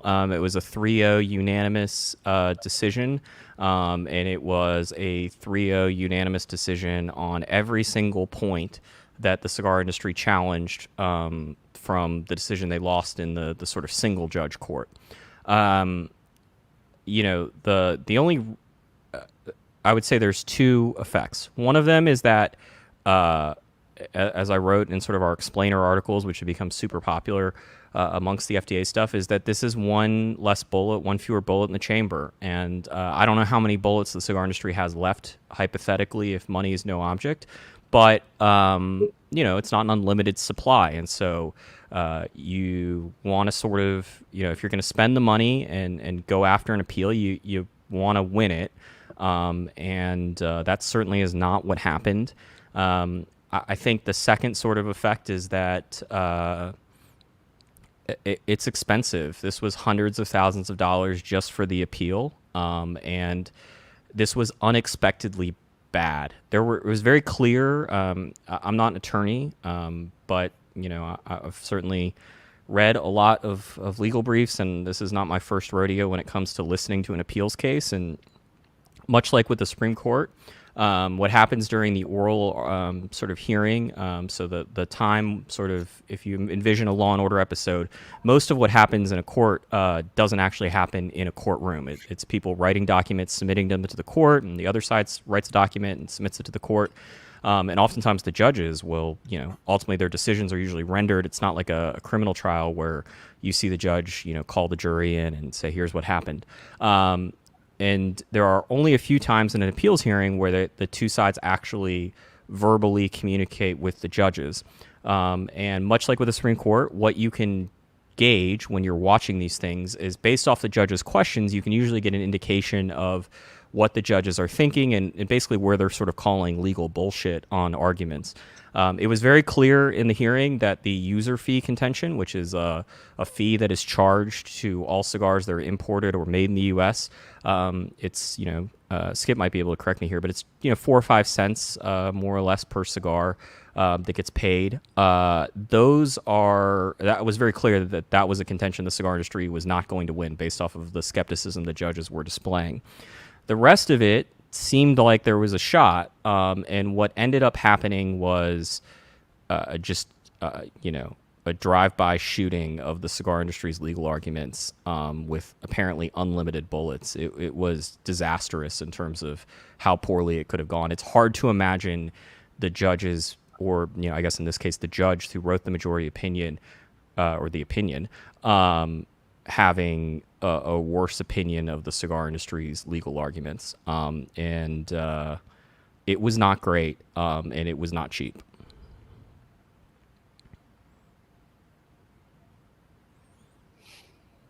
Yeah. Yeah. Whatever. But the important part is to understand is that we didn't lose any rights in the appeals. We were trying to get some ground back, and we didn't get it, and it was very ugly in the rejection of trying to get any of that ground back. But it doesn't mean that there's got to be warning labels on cigar boxes tomorrow. It doesn't mean that flavored cigars are banned tomorrow. It doesn't mean that pipe tobacco is banned tomorrow. It just means that, the status quo isn't going to change, and at least based off of this decision. And it cost hundreds of thousands of dollars to get to that point. Or just millions. on the appeal. Or millions. Or millions. No, I don't think I'm at liberty. I'm saying the original case that led to the appeal. Overall. Well, yeah, but here's the thing is that, and I mentioned this in the article, and I think it's really important, and I think it's really important that the cigar industry, the leadership that takes the effort on the legislative efforts, which there's a lot of criticism for, not necessarily their approach to the legal strategy, but in terms of how they interact with the cigar industry and certainly with consumers. Like, the lawsuit itself has been worth it. The lawsuit has gotten to a point where, Skip doesn't have to put warning labels on boxes. Abe doesn't have to put warning labels on the emails that he sends his consumers, which But that issue. But we're not the ones that won that. We are the ones that won that. Well, we won it the first time for the premium cigars in Meta's court. The other non-premium entities in the cigar industry, so the bigger tobacco companies like Swisher and like ITG brands, appealed the decision, arguing that the logic that said that it shouldn't apply to Macanudos should also apply to Phillies and Swisher Sweets, etc. And an appeals court sided with them that said, hey, we're actually going to extend this to all cigars. But we won that, and we won that cleanly, and that wasn't part of what was being discussed in this appeals decision. And I really think it's important that we look at the collective lawsuit, which has definitely cost millions upon millions of dollars, and understand that there have been very clear wins, many of which only apply to cigars. Premium cigars, so not flavored cigars, but most of the cigars that you could find in a humidor in your town, those cigars aren't subject to the pre-market approval regulations right now. Premium cigars are the only category where that's applicable, where that's been delayed. Cigars in general are the only category, in pipe tobacco, are the only categories where the warning labels aren't required. And I think it's really important with the warning labels. That could have been such a problem if FDA ever figures out what the advertising restrictions are going to be for warning labels and the requirements. It could have meant that Abe was going to have to submit his sales and his promotions for 365 days out. He could have had to submit a plan to FDA saying, here's what I'm going to be advertising 9 months from now. Most of the warning label I'm going to put on that. Most of us did submit that plan, and that plan was submitted. But I'm talking about, Skip, not your boxes. I'm talking about. No, I completely understand. They never defined advertising, but I think this is really important. They never defined what advertising was. And it could have. They gave some suggestions about what they thought might be advertising. And they left the door open to where a retailer like Abe would have had to have said, here's the event I'm having 9 months from now.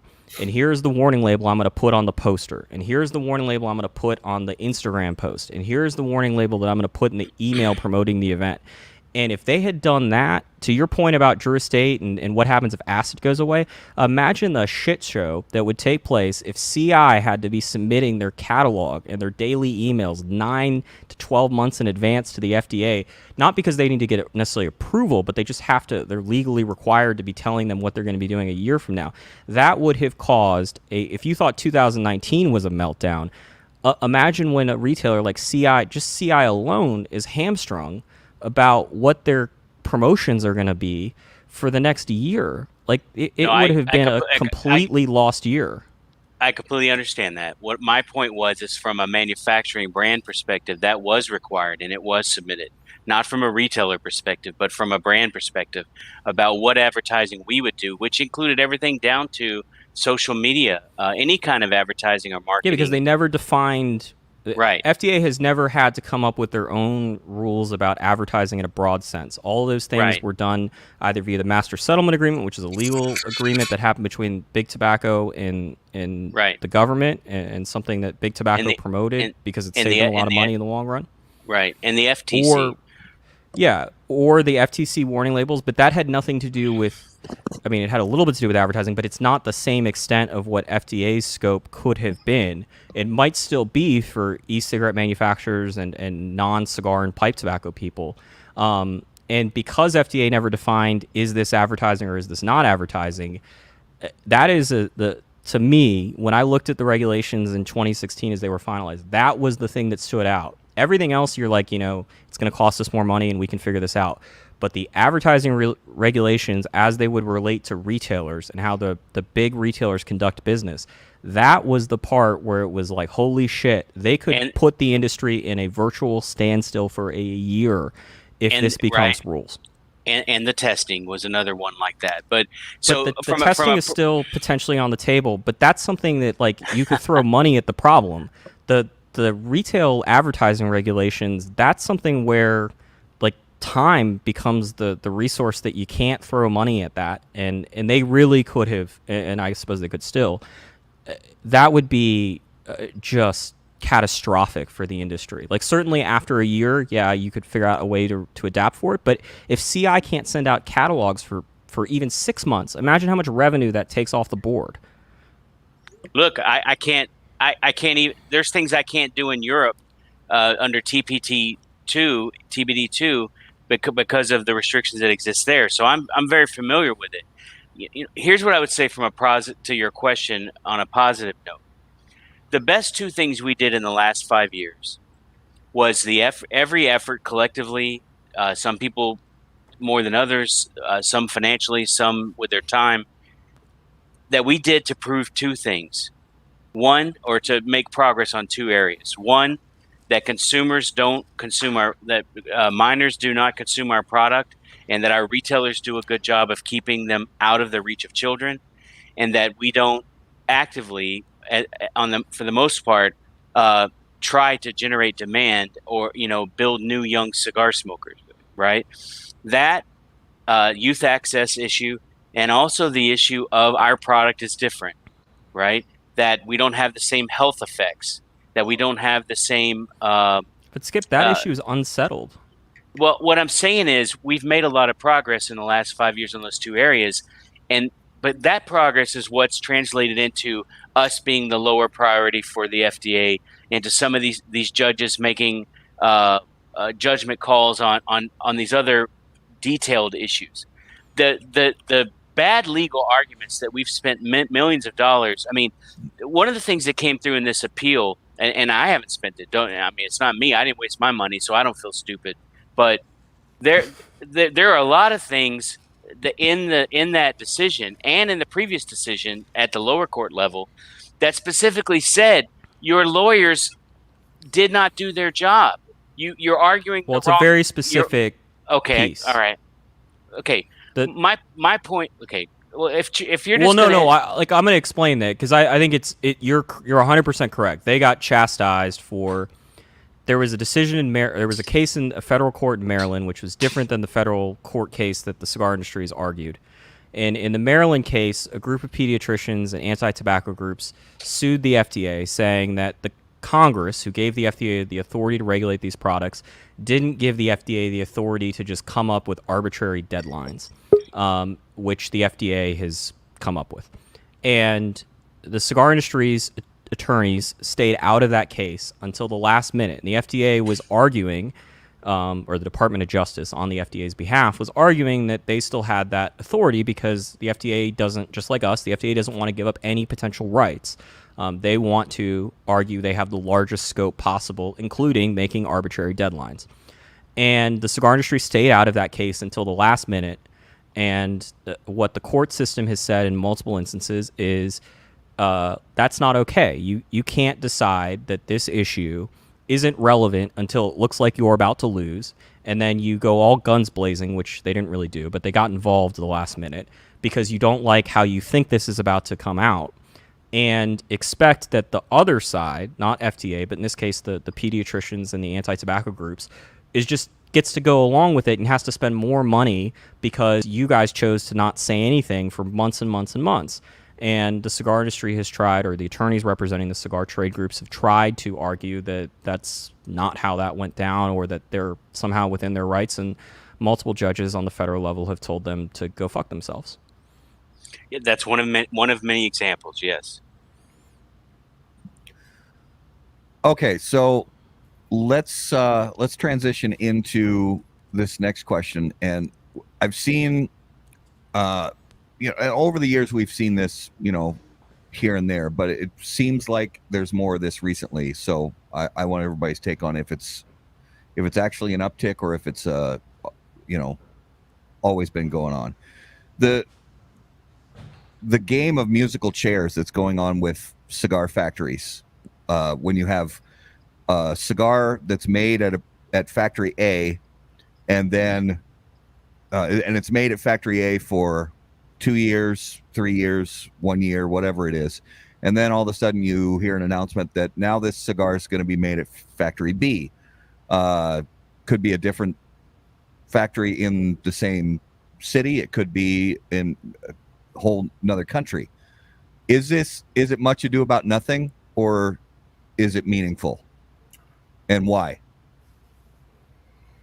Well, I mean, I don't know. Look, if changes like have happen, it's usually two things. One is somebody's not happy with how their cigars are being produced, or two, they're not getting their cigars because obviously that manufacturing place is more involved in getting other product out, particularly their own, and they're not getting their attention. So either way, at the end, it's affecting a consumer in a negative way. One, they're getting cigars that aren't to the par or quality that the brand owner wants to see it to be, or two, they're not just getting the cigar at all because it's just not being made. So I don't think those changes have a negative impact.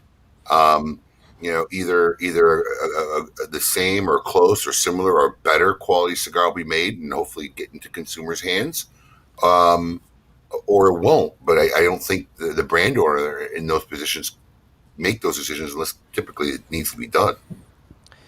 I'm sure Skip will be able to give a clinic on this, but just stepping in so I can get 2 words in before that happens.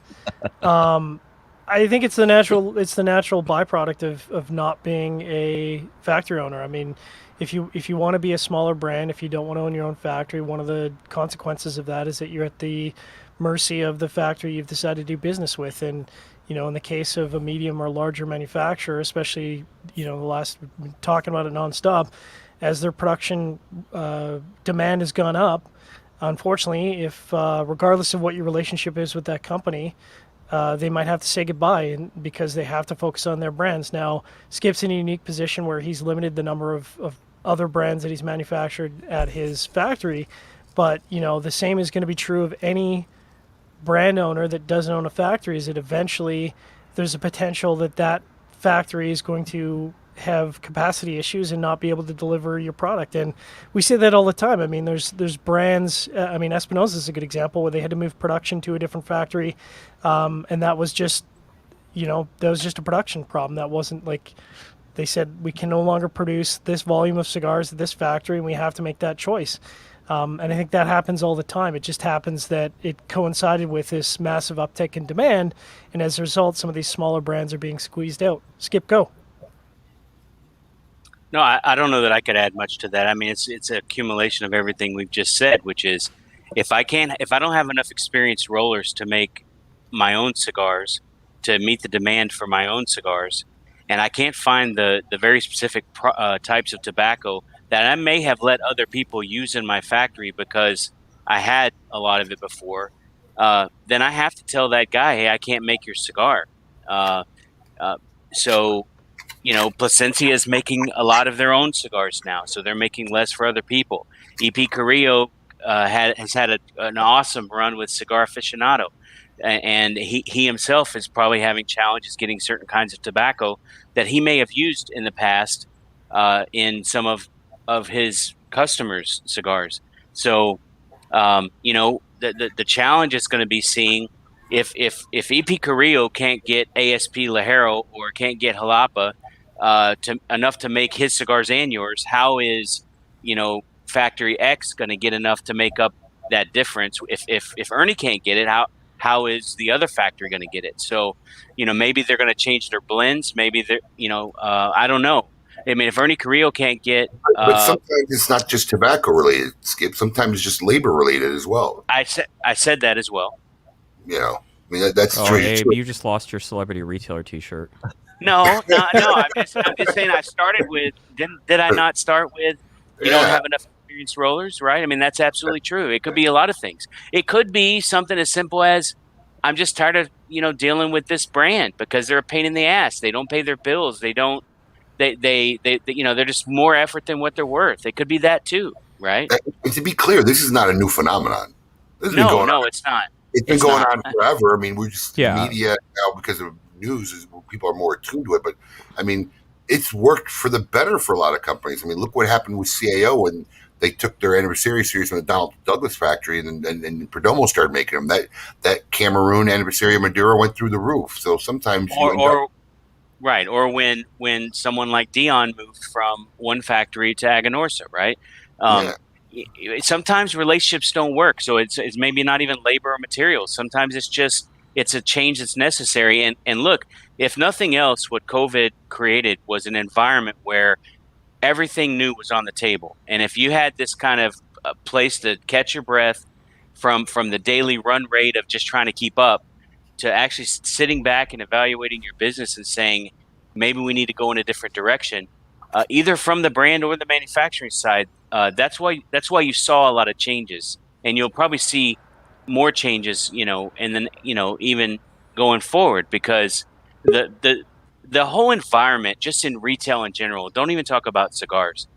If you're a guy who sells blue jeans, if you're Levi Strauss, the last 30 years have completely, you don't even exist anymore, right? So if Amazon sold cigars, there would be very few retail cigar retailers in the country, and the cigar business would slowly go back to the atrophied, stagnant thing that we were in the mid 80s, right? Because no one can compete with Amazon in that model, and what gives the vitality to our business is our strong retail, environment, and the relationships and the culture around our business. So, the business is going to continue to change, but there are a lot of concerns on the manufacturing side that are leading to these changes. That's undeniable. Do you think it's always in a company's best interests to disclose when they move facing from one factory to another? No. I would say 10 or 12 years ago, no. But I mean, look, consumers aren't like consumers 15 years ago, where all they knew was the stamp on the bottom of the box said this is a product that came from Honduras. Consumers know what part of the plant certain tobaccos come from and how it's fermented in the Palone. It's unreal. Well, right? Do they know, or are they just told and they think they know? Well, that. But yeah. I mean, the first thought I had, Matt, when you asked the question was, I think the only thing that's really changed is that more companies are willing to disclose it. Alec Bradley a couple weeks ago sent out a press release saying, hey, we're moving this production from here to here. That was something that never would have ever been said 10 years ago. And quite frankly, 95% of the time, I'm guessing at least, it isn't disclosed, because why rock the boat? It'd be one thing if you were saying, and I credit Alan Rubin, he's one of the few that's ever done it. I mean, he gave an interview with Cigar Insider or Cigar Aficionado where he said after they got the #1 cigar of the year, he said, hey, we couldn't make these cigars properly. It fucked our business. And if you're willing to admit that and say, hey, look, like, we need to make this change because we need to make the products better, that's one thing. But for a variety of reasons, including you don't want to throw factories under the bus, most companies aren't ever going to want to disclose that, because it's just going to mean the consumer is going to walk into a store and say, hey, how have you changed this product today? And I don't think that's in the best interest, unless there's something wrong with the product and the manufacturer's actually willing to admit, or I guess the brand owner is willing to admit, that there is something wrong with the product. Well, I'll tell you that what factory a cigar is made in is as common now as what wrapper is on the cigar.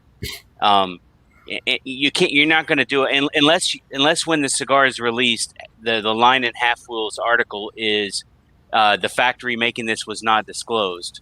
And forevermore, no one ever knows where it's made. For all the cigars that are released on the market today, and all the people making cigars and selling cigars under their brands, generally, an average consumer is going to know what factory those cigars are going to make. I don't think that's the case. True.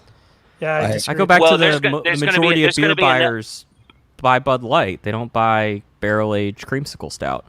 Okay, but there's 15% of the cigar consumers that want to know. The majority what of your cigars, customers right, would know. my customers for sure. Yeah, but not the majority of cigar customers. Yeah, I'd say the majority of Abe's customers, unless the band physically changed or something about that cigar physically changed, even if the blend legitimately changed, they decided to use a different binder and the whole profile changed, I'm not confident that the majority of the average cigar consumer would even notice. realistically, I don't think that. And I mean, like, Ed a can great- speak to that, but Okay, so the majority of average is probably a truer statement, but more would notice today than ever before. Oh, absolutely. But That's like, that's what I was saying, Abe. That's what I meant. I should. but like one of the greatest like factory moves is Oliva in their process of expanding their factory. Like they moved Florida Oliva production to SCG Esteli. Right. Like I think we can all agree if you've ever been to that factory, it's a little bit of a shit show. It's the only factory I've ever seen that's let gringos operate a stripping machine with no instruction, which would be 16,000 OSHA violations if that was in the U.S. The fact that they took a bundle cigar that sells very well, that's been around forever, and were able to move it to a different factory, and no one said a peep about it, as far as I know, for a temporary period of time is crazy. Because that would be an area where, as I mentioned an hour ago, like if somebody was going to notice, it'd be the guy smoking Florida Oliva. It wouldn't be the guy smoking, Cro-Magnon. It wouldn't be the guy smoking Opus X. It wouldn't be the guy smoking Dion stuff. It's because those consumers, more or less, like they smoke a lot of different stuff. They may smoke only Romacraft, but Skip has very few consumers, I would imagine, that only smoke a very specific one SKU of Romacraft. But Florida Oliva, I'm guessing, has a whole mess of consumers that only smoke one SKU of Florida Oliva, and they've only been smoking that, they've only smoked that SKU basically, unless somebody gives them a cigar for the last 5 years. Yeah. And the fact they were able to do that in secrecy or without anyone realizing speaks volumes to me, at least, about how easy it is to switch factories and how little people will notice. I mean, I'm a different level consumer, but I remember when CAO moved from Costa Rica from Perdomo to Costa Rica to the Latin Cigar Factory. But that was so many years ago where, like, I don't, the quality, the difference between Factory A and Factory B at that point has to be a much larger gap than what it is today. I mean, that's fair. I mean, John, in Canada, I mean, the guys who spend the money on Cuban cigars, they want to know the box code. They want to know if it was made in Laguito or if it was made in Partagas or if it was made in H. Upman, right? I think you're talking about two completely different consumer bases. Absolutely. So, I mean, I think so too. Yeah. I mean, I'm on a lot of groups. Everybody here's on a lot of groups. No one's talking about Florida Oliva bundles. I mean, right. I think that consumer that they're selling to is literally the guy who doesn't interact anywhere, is not listening to any of you media guys. He found a cigar he liked at that price point. He's buying it.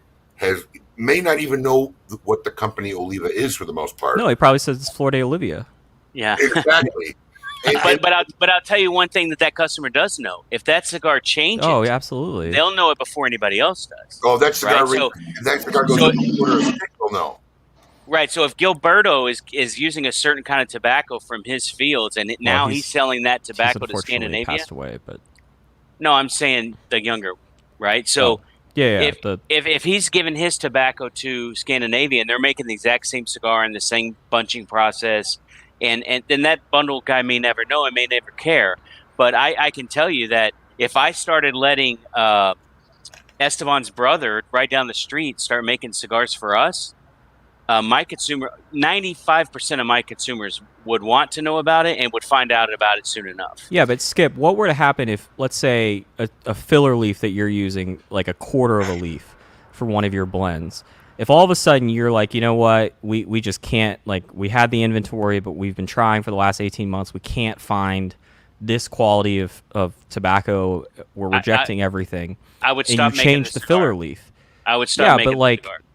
But you're a unique case, but like, would you, if gun to your head, you had to keep making the cigar, like, you may admit that you changed the filler leaf, but you know damn well that 95+% of the factory brand owners, etc. Like, I mean, think about it. If you're a client of a factory, how many times does your blend change where the factory doesn't tell you?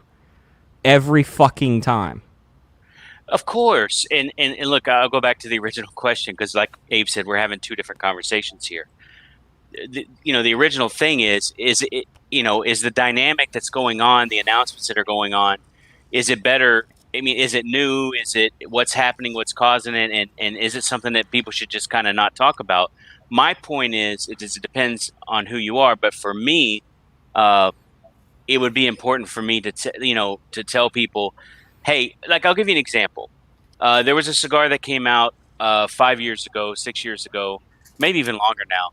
The Leaf and Bean by Esteban, right?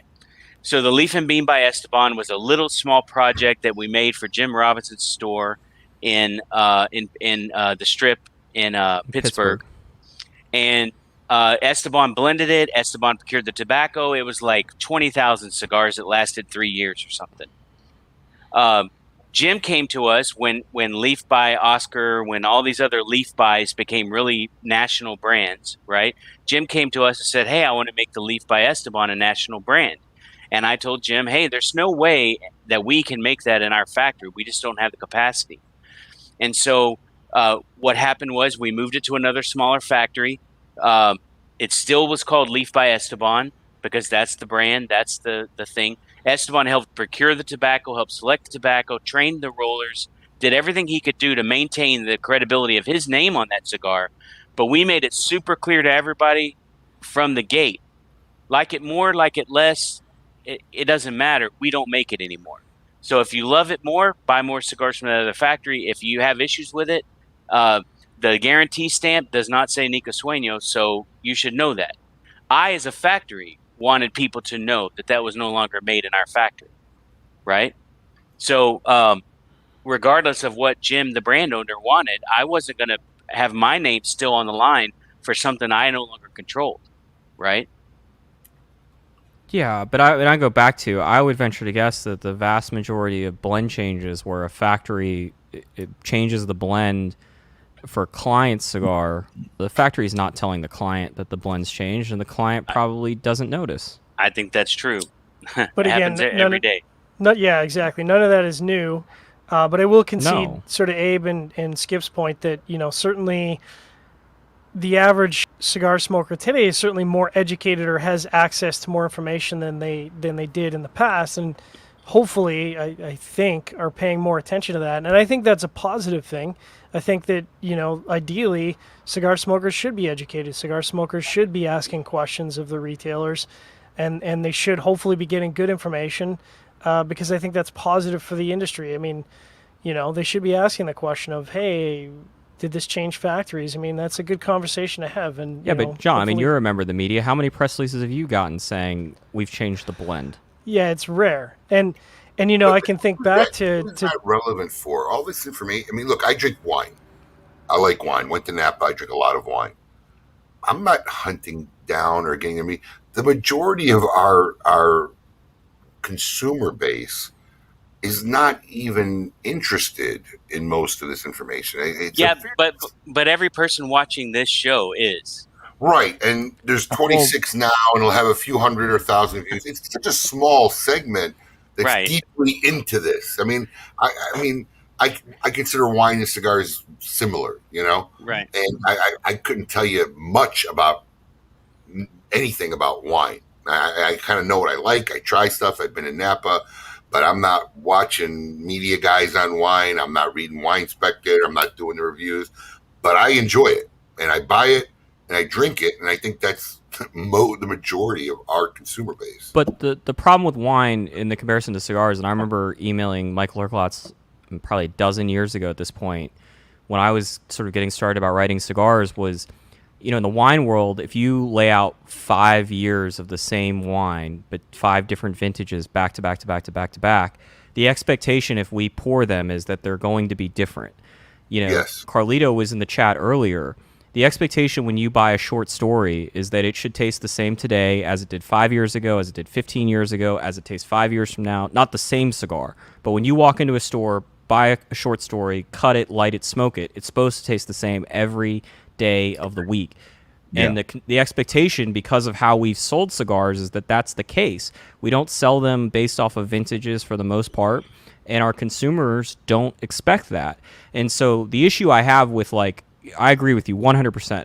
Vast majority of consumers could give a fuck and aren't even going to bother to look to see what the binder is on 99.9% of the cigars they smoke. The problem, though, is that the consumers that do care, when they're told the binder is Indonesian Basuki and all of a sudden it's Ecuadorian Sumatra, their knowledge base, and this is the same thing for us in the media side of things, Like, their knowledge base is under the operation that it's Indonesian Basuki, and Indonesian Basuki tastes this way. And if it turns out that they've been smoking, Ecuadorian Sumatra binder for the last 7 years, but they think it's Indonesian, that's an issue, because it leads these consumers to have a bad basis of knowledge. I don't think that it's in cigar companies' best interest. It's in Half Wheel's best interest, and it's certainly, I would appreciate it if they disclosed the blends and when they change the blends, but that just doesn't happen. And so, we end up with cigars that have been on the market for 15 years that have nothing in common with the cigars, blend varietal wise as they were 15 years ago. And quite frankly, and Skip can attest to this, I'm sure, if you're trying to make a cigar and you're trying to make it taste the same every damn year, you're going to have to go through so much tobacco in order to make sure that the blend recipe is exactly the same every year. And you're going to have to be buying just every year more and more and more tobacco just to make that one blend. Or you're going to have to change it. And that change could be we increase there's a quarter leaf in the filler, we increase it to a half leaf because one of the fillers changed or the binder changed. Or maybe it's we completely blow the blend up, but we're trying to blend the cigar to taste like what the base blend tasted like 6 years ago. But it's in the wine world, in some ways, it's a lot easier because the expectation amongst the wine consumers, particularly the ones that pay attention, is that a 2013 cab from the same vineyard should not taste the same as the 2014 cab. And if they ever tasted identical, people would have a lot of questions.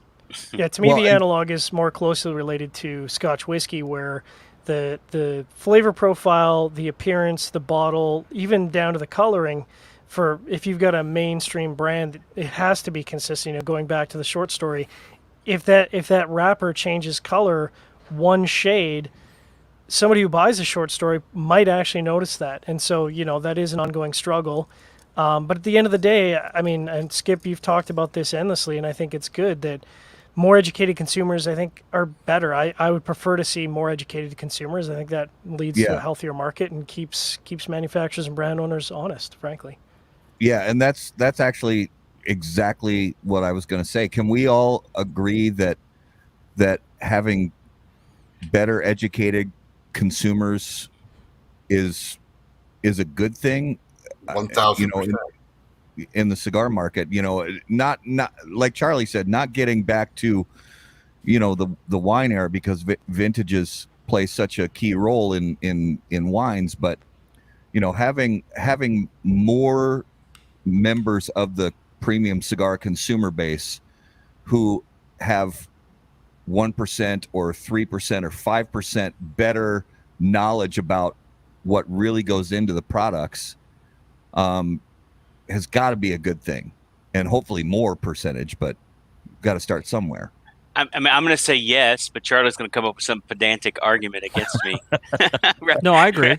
But there are great. I think at the end, that's the way you have to go, especially if you're a brand like mine.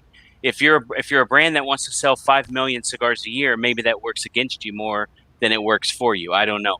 Maybe it's better because your market is a different market. But for the people, and I always assume we were talking to the audience of this show, right? Is that for those people, the answer is yes. And look, the bottom line is, if you change the fact, you're right that you do change you actually change the blend every year in a lot of cases in order to try to keep it the same, right? I don't get all my Jalapa Seco from the same place. I'm looking for a very specific kind of Jalapa Seco fermented a certain way. I don't like what manzana of what farm it was grown on. I don't care, right? That's me. But when you change cigars from one factory to another, you walk into a factory, you can smell the factory. When you open the box, you can smell that factory. I believe it is impossible to change a cigar from one factory to another, or it's very, very, very difficult on any cigar that has any kind of nuance or complexity where something doesn't change. Because cigars are not just a commodity that can just be moved from place to place to place. And this is part of our argument with the regulators, that where they're made, how they're made, all the little signature things that people do are what contributes to what I love about cigars. So Moving it from one factory to another, good luck. Maybe people will like it more, maybe people will like it less. But with my audience, at least, be honest. Always be honest. But going back to the consumers, I think educated consumers is absolutely important, but I would actually advocate for non-consumers just as much, if not more, because if we don't change and flip the narrative that all tobacco is bad, and we are continued to be put into the category of cigarettes and vape and everything else, we're going to continue to see legislation and everything couple cigars in with all the regulations that Yes. we know about. So my big advocacy is about non-consumers and telling the story of premium cigars and how they're different. Yes. And we'd like to thank Garrett for rejoining us from a 1985 Scrambled Cinemax broadcast. Right? Yeah, I was Max, like, am I He's got the watching box. Max Headroom. watching Dude. Scrambled Skinemax? Next, he's going to broadcast Mike Tyson fights. I had to drive up the hill. I'm at the top of this hill off the highway, and I've got the windows open, and I've got moths the size of birds flocking to my dome lights. Why did we full size that? You don't need your dome light, trust me. I feel like I'm watching an episode of Knight Rider right now. Nice. If we had to pick Yeah, which one of these people was broadcasting from Nicaragua, no one would have any idea. Right. Exactly. But yeah, we should continue to have these conversations, and whether it's one media publication or multiple media publications that are driving this, I think the goal is to continue to drive it, and I think it can. The end result can only be positive in my mind. Yeah, 100%. Last thing before we get to the next segment, and so recently, I'd say officially the announcement came out, about changes at Davidoff with the Kellners, and do you guys? And Eladio, thank you. Do you guys think there's anything to be said for the sort of the term the face of the company? Is there something to be said for that, especially when there's a long history with a single figurehead as the face of the company, and as so many companies are going to be going through this over the years, where the younger generation comes up, whether it's the son or the daughter of the current figurehead comes into the role of being the face of the brand. Is that important, do you think, or is it more of a secondary importance? It depends on the audience. I think from the health of a company perspective, just in general, outside of like brand and marketing and other things, succession planning is extremely important.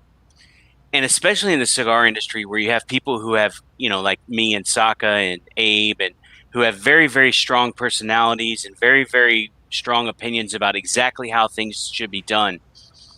It takes a deliberate, planned effort to spread out the responsibility and to grow and develop people in your company to do things a certain way, so that if I was killed on the highway going from Managua to Esteli, hopefully I've done my job over the last 7 years, which is to instill my, kind of ethic into my company, and if enabled the people in my company to do things the same way or the right way, and to have an open mind about growing them beyond even where I thought they would be. Right? I mean, I'm sure Carlito Fuentes' dad went through a deliberate effort, just like Orlando Padron did, just like Alan Rubin is doing with his kids, just like so that's the answer from a health of the company perspective.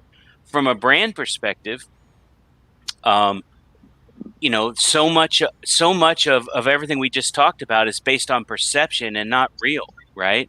And so does it matter to Camacho if Christian Aroa and Tom Lazuka are not the guys behind the brand? Of course it does.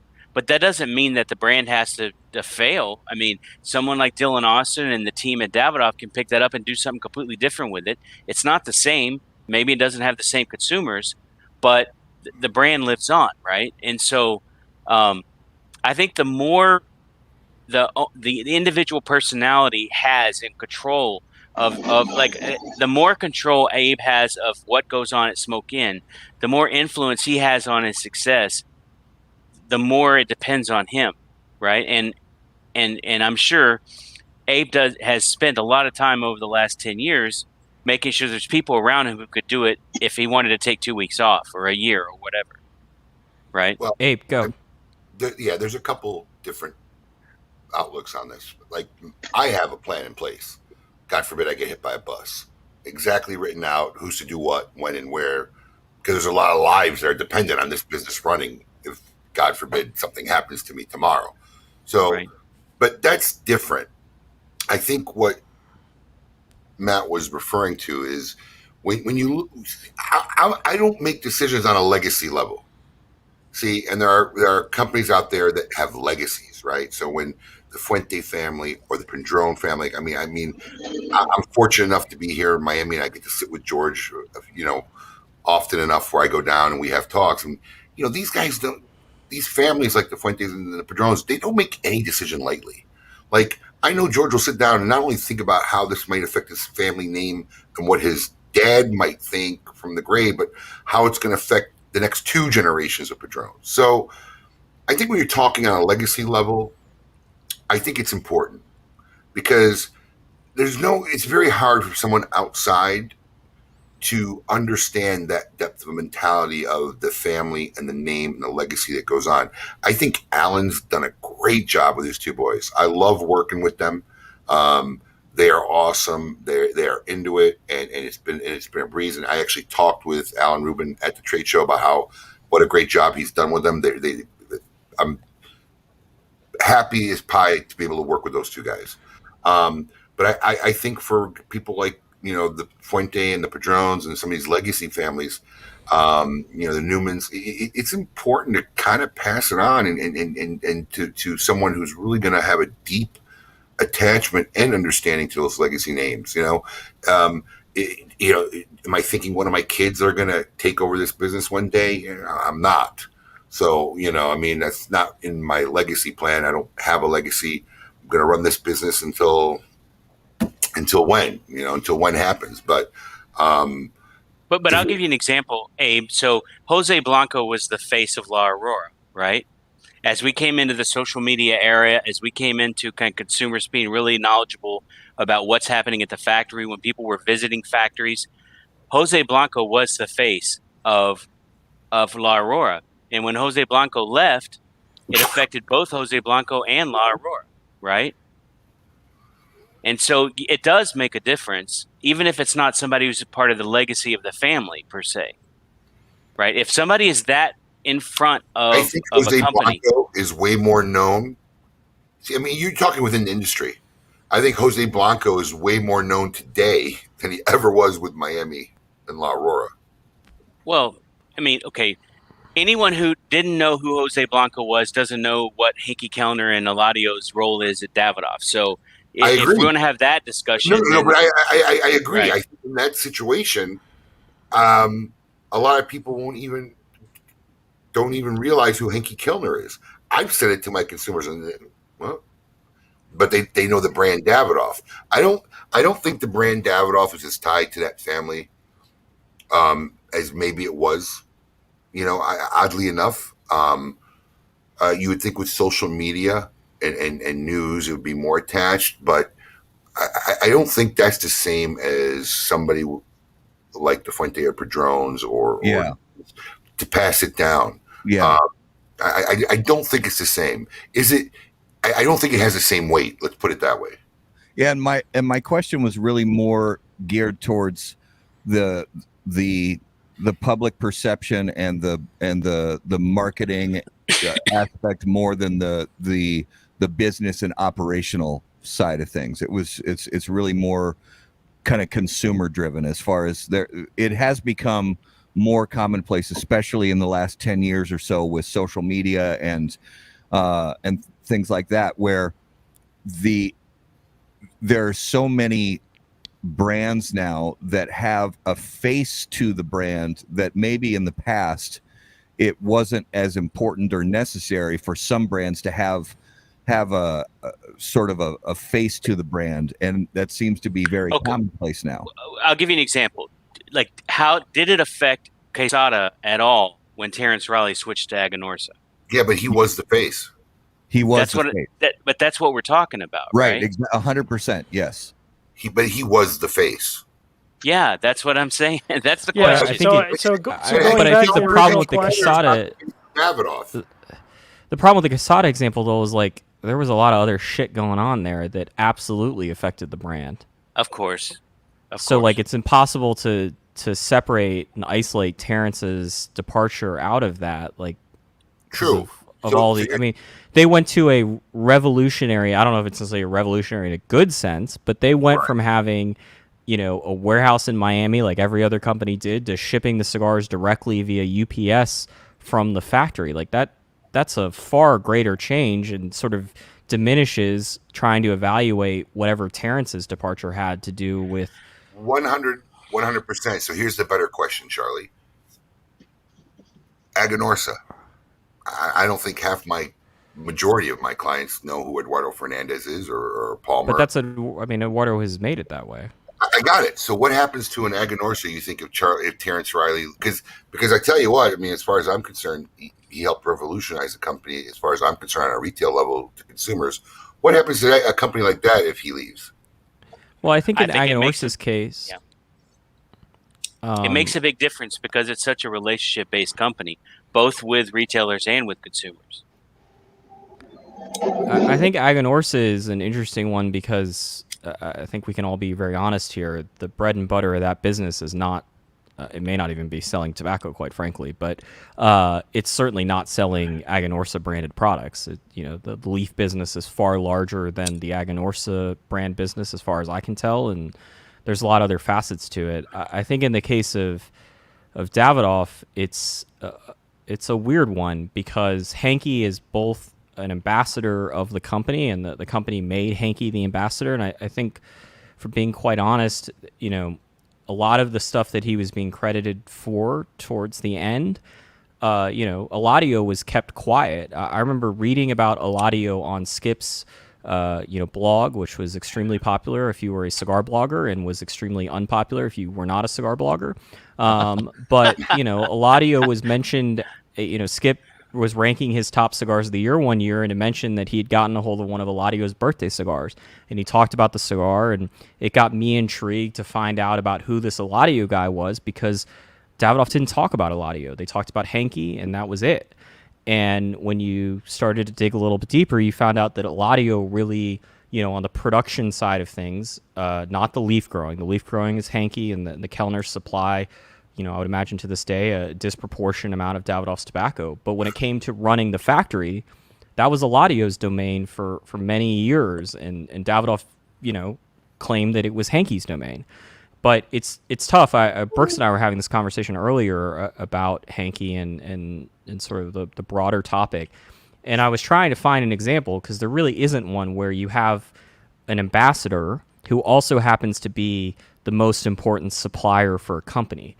Yes. You take somebody like Willie Herrera. He's the master blender at Drew Estate. To my knowledge, Willie Herrera doesn't sell a single leaf to Drew Estate. And you sort of run down the list of the people that are marketed as this is the guy that runs our shit. Most of them are people that are actual employees of the company, and that's what they do.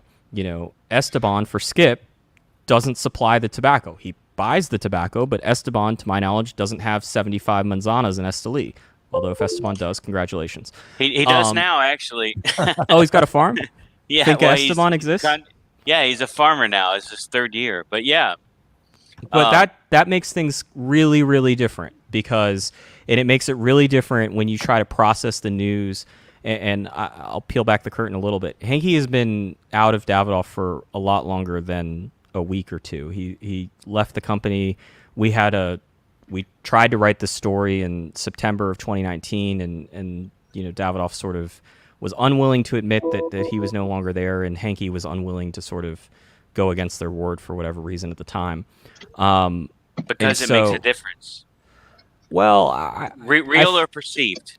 I think, if I'm being quite honest, I think that Henke wanted to have a different exit than what's taking place. I think Henke wanted to have what he felt like, and quite frankly, I think he deserves a sort of a proper sort of finale of Henke's retiring. He's going to no longer be involved in the manufacturing aspect. He's still going to own a ton of farms and still going to supply tobacco for Davidoff, but it's not going to be, Henke in the factory every day. And I also think it's fair to say that Davidoff has a long history of not really being very good at exits when personnel leave. And this is certainly another, in a long list of it. But Eladio leaving, for me, Eladio is, if I had to do the Mount Rushmore, I mean, he's on it. I love the people like Esteban, the people that are, in the background that really control what happens in a factory or what happens in a farm. And watching Eladio work in a factory is unlike anything I've ever seen with him.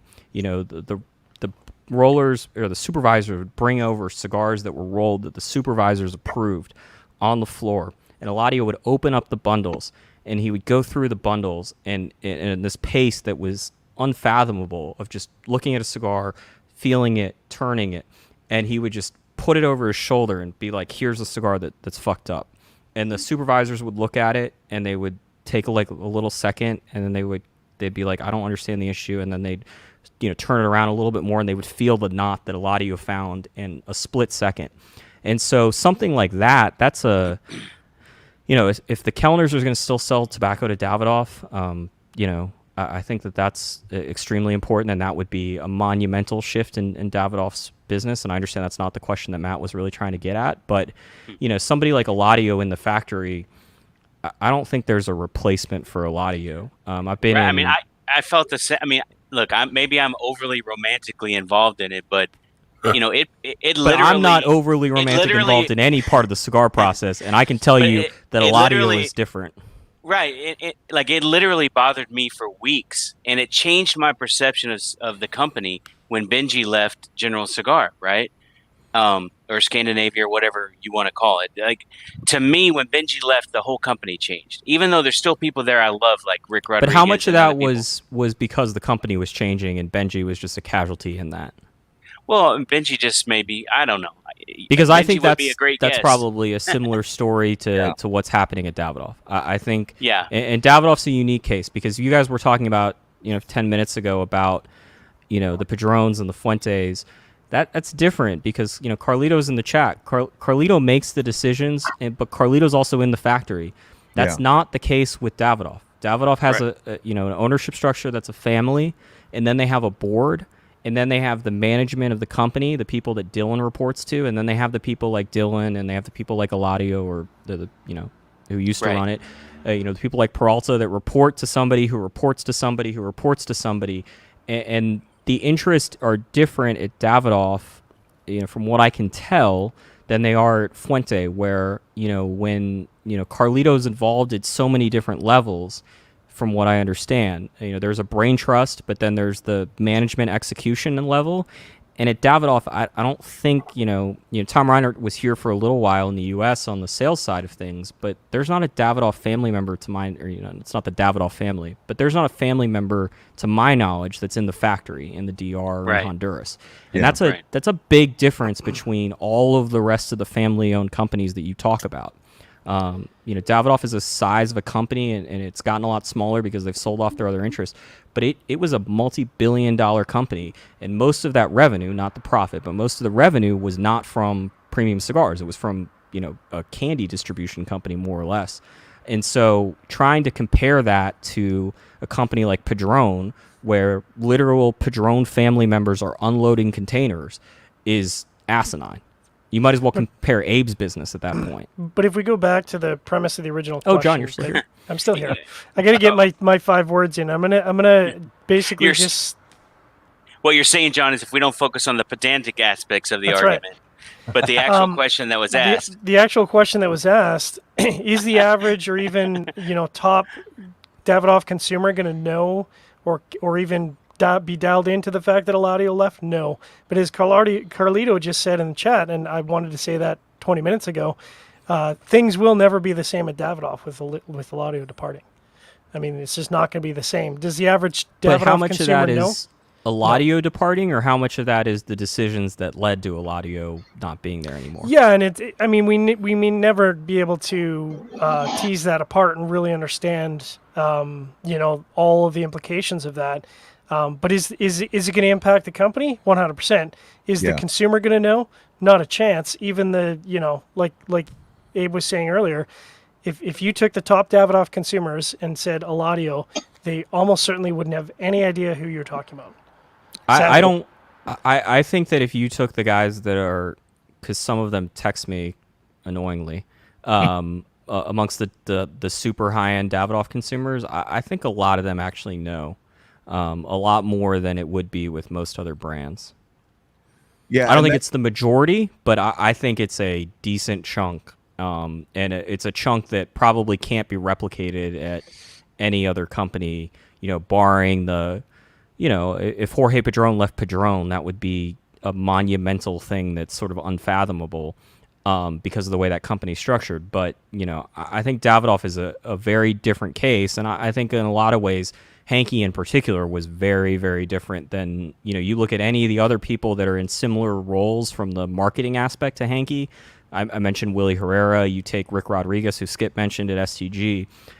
That's a very different position and a very different relationship to your employer than what Hankey had at Davidoff. And I think Totally that's agree. why there are so many layers to this kind of topic, because there are differences when it comes to figureheads, and no disrespect to Terrence Riley or a Rick Rodriguez, but there are differences when a figurehead, or not even a figurehead, when somebody who is really in the thick of things, really making decisions that keep the products on track for quality and production and things like that. When you've got, the short list, in my personal opinion, the very short list of people that you can give a high crown of, whether you want to use the term master or whatever it is. Eladio is in that category as far as I'm concerned. Benji is in that category as far as I'm concerned. Carlito's in that category. And that's what makes it such a layered conversation, is because there are differences when it comes to what the consumer won't really notice from a brand perspective, but what they could notice 6 months from now or a year from now from a quality or an availability perspective. I'm still upset that Tom Landry got fired and that Tony Dorsett retired a Denver Bronco, right? I'm upset that Abe's comment from the chat isn't featured on the screen. Oh, I didn't see. So, I mean, You'd think after all the web shows, Abe, kidding? he'd be hooked up for this. Congratulations to Abe. You have won the Drew Estate prize pack for best comment of the show. But this also makes you a great guest for developing sphincters. That's right. True. It takes time, Abe. I would have figured by now you'd be a pro. You'd have the catheter installed prior to the show starting. Holy cow. That's just how it goes, brother. So where do guys like Frank Laneza fit into this conversation? Most consumers don't know who that is. He's dead. Yeah. Right, I know. Yikes. Sorry. And his brand, and the Oh, Can I brands, excuse myself? and the brands he had are dead. I mean, Yeah. they died with him. So They did. that's a great example. And he was, I'll say, What is EP Carrillo? What is Carrillo Cigars going to be without Ernie? that's a great example of this in this conversation. That brand and that man and that family, that's part of this whole thing. And I think Lissette can step up in a role.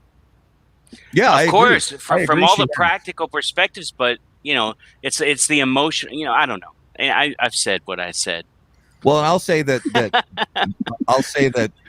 Frankeneza definitely is in that pantheon, that upper pantheon, you know, of people who have passed, like Jose Orlando.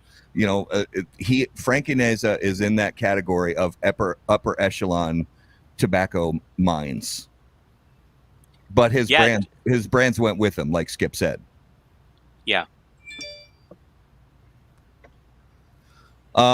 So, we lost John. So let's. John's back. Probably needed to hook up that colostomy bag. You gotta hook up the colostomy bag. And this is still 2 hours shorter than a Coop show. Come on, Dave. That's true. Listen, using William Cooper as a bar is not practical. Yeah, I need Coop to install or sponsor a fucking urinal in our lounge. We'll be back on one of his shows. So John, I'm gonna need you to unmute yourself because John actually sent me a message with a pretty cool question. I want this to be the last question before we get to Numero de los Muertos. Nice. But so John, I'm gonna butcher it if I ask it. So I want you to throw it out there. I don't even remember the question. That was a lifetime ago. Well, yeah, it was earlier today. Yeah. John, this is your chance to talk. I know. He's got to prompt me though, because I don't even remember the question for you. You said, "What will the ripple effect of factories being closed during COVID and tobacco availability be down the road?" And it's impacting the non-Cuban market and the Cuban market. Right. So we kind of we touched on it a little bit earlier in the show, and I don't want to make it a 1-hour topic, but obviously there's a number of different factors, both in the Cuban industry, especially, and in the non-Cuban industry, of leaf availability. Factories not having, and Skip already talked about this, not having the capacity to necessarily roll at the same level, and at the same time the demand is going up. So all of these factors are kind of hitting all at once, and so the question is really, I think it's going to be pretty impactful. But when are we going to see that, and how long is that ripple effect going to impact existing production and new cigar production over the next, say, 12 to 18 months? That's a great. And this would be a good chance for Skip to. I thought that was food. No, it's another cigar. I'm on my 3rd cigar. That's Coop level. Yeah, I wasn't prepared for the Coop show. I didn't have a 3rd cigar queued up, so now I'm drawing this thing down to the nub. I think that this is assumptive of a world where the demand stays where it's at, which I argued isn't going to happen. I will say this: I didn't mention it when we broached this topic 2 hours ago. One of the largest tobacco suppliers told me at the trade show a couple weeks ago that they're way behind on sorts and processing, and they're likely not going to get out of it until the end of the year at the earliest. So, I think it's going to continue to affect that sort of supplier inefficiency that's existing right now. And, in terms of when consumers see it, consumers are already seeing problems. We broached that topic as well. But if demand stays constant, what it's at right now, I would suspect that it's going to get a lot worse probably in 12 months. But I don't, the question here is like, if it goes poorly, does it go poorly in the idea that Abe doesn't have cigars to sell, or is it poorly in the sense that the cigars that Abe has to sell are not very good? And I think it's probably a combination of both, as the sort of answer to all those questions are. I think the upside to that is there's a lot more good and great cigars being made today than ever before. So you're not going to have that problem of post-boom, late 90s. But, look, consumers will find, look, I've seen it before. I've seen brands lose market share because they didn't have shelf space. So as long as there's good brands to smoke and quality cigars on the shelf, consumers will find something to smoke. They're not going to stop smoking. I think that's true for the most part, but I can tell you that I know a bunch of people who were really heavy cigar smokers that some disruption, whether their brand stopped making, whether their brand got sold, whether the price went up beyond a certain mark, whether the quality went down. They just took that opportunity to say, you know what, my wife's been on me. I waste too much money. It takes up too much of my time. I'm out. And so the less of those kind of interruptions, the less of those kind of departures you have, right? Like especially in an environment where you're not building new cigar smokers the same way as, as when I was built, as when Wayne Suarez, handed me a cigar 25 years ago in a restaurant in Virginia Beach. That was a part of the process of me becoming who I am today. And there's just not a lot of people being built that way as much as there used to be, I think. Well, Matt, like, here's an interesting question that's similar to this topic. Like, do you think the more important negative effect is the quality of cigars or the supply of cigars, or do you think it's the retailers? I'll be honest. I think, in a way, I'm not to like short step the question, but I honestly think in a way they go hand in hand, because quality retailers are going to notice when there's a drop in quality of cigars, and that's going to affect what they sell, I think. Yes. Yeah, but you're in a climate where it's not advantageous to smoke a cigar for a large part of the year, right? Oh yeah. So what happens? Yeah. Even if one of those shitty cigar stores or the less than great retailer closes, like, is that more impactful than if company X is making bad cigars? If Matt was serious, he'd sit out in -20 weather and smoke. I'm just saying. Exactly, John. Exactly. There's the committed, and then there's the truly committed. That's right. Or what's the joke about the chicken and the pig? It's like you're involved, but I'm committed, or whatever. Yeah. Right. No, Yeah. I think it depends. It depends on the retailer, but as far as whether or not that retailer going out of business has a bigger impact than a cigar brand starting to fail. But I would say, depending on the retailer and depending on the market, for the premium cigar market in the United States as a whole, the brand being solid is more important than that one medium to small retailer going out of business. Abe, your thoughts? I kind of agree with Matt's sentiment there. I mean, look, as far back as I can remember, there was always a percentage of retailers that were, a good gust of wind is all it's going to take for them to close their doors. And that's just been part of this industry since I've been in it. So that's not going away. And I think it's always going to be there.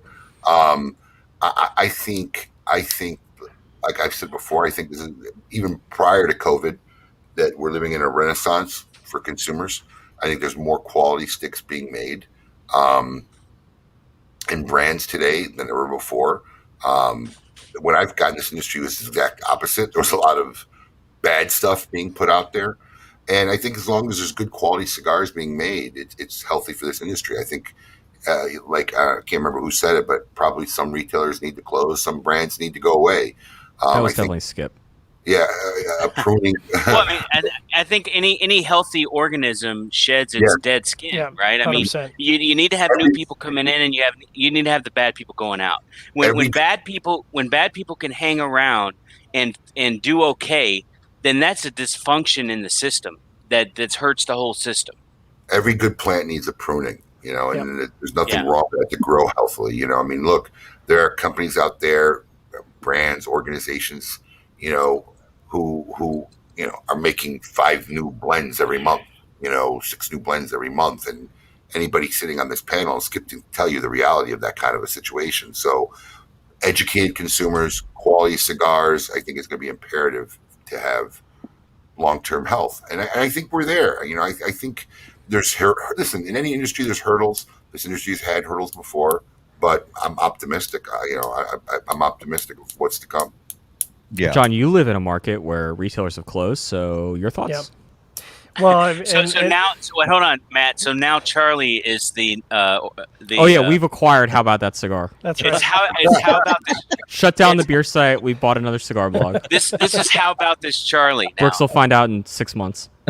Hey, Charlie, just so you know, the retailers are closed in our market here too. I mean, it's maybe not prevalent, but it's happening. Well, but your market's different because your market has a strong cigar brand on the retail level, and you're also in a market where you can do innovative things. Because I look at, like, if there was one thing we could magically wave that wasn't FDA to make the cigar industry better, it would be, let's get policies where we can serve liquor in cigar shops nationwide. Yes. You want to talk about customer acquisition? That's the number one thing. It's the most important thing nationally. It's the most important thing locally, because having places where people can smoke and having a place where the business that's allowing people to smoke can be profitable is, that's vital. And when you have a place where you can serve liquor and make money off people sitting in your seats in a cigar store, it's a revolutionary concept. Compared to a place like, most of Dallas or in Houston, run down the cities where that's not legal. It makes it so much easier for a retailer when they can sell liquor and profit off of people smoking a cigar in their store. And so 100% true. But how many retailers do you think can do it and don't? There's a ton. Yeah. But I also know that if in Houston, if that became legal, I would have to imagine that cigar sales in Houston, which has to be one of the 3 or 4 best-selling cities outside of the random-ass towns in Pennsylvania where the mail-order catalogs are based, like, it would blow Houston cigar sales up if they could allow for liquor sales in cigar shops. To answer Charlie's question, because the timing is actually really good, and Canada is not an analog for anything that happens in the United States. As I said, our market is a literal drop in the bucket compared to the U.S. But there are going to be a substantial number of retailers going out of business in Canada, and that's kind of what the goal of the government. Canada. The government, the government doesn't want smoking. They made it clear. Yeah. There happened to have been a weird pork chop thrown to the retailers in Alberta, which came out of I don't know where all of a sudden 25 years of very strict legalization or prohibition has been turned on its ear, and all of a sudden they've decided to allow cigar lounges, which is a pretty huge game changer for the province. So, to your question, Abe, my question for the retailers in Alberta is how many retailers are going to take a chance and jump on that opportunity to add a cigar lounge, which hasn't been around for, 15, 16 years, and as you know, is kind of critical to the business operation for a cigar shop. So they've got a window of opportunity to do that at a time when they're under the most amount of pressure from plain packaging, from product not being available, and from pricing being bananas.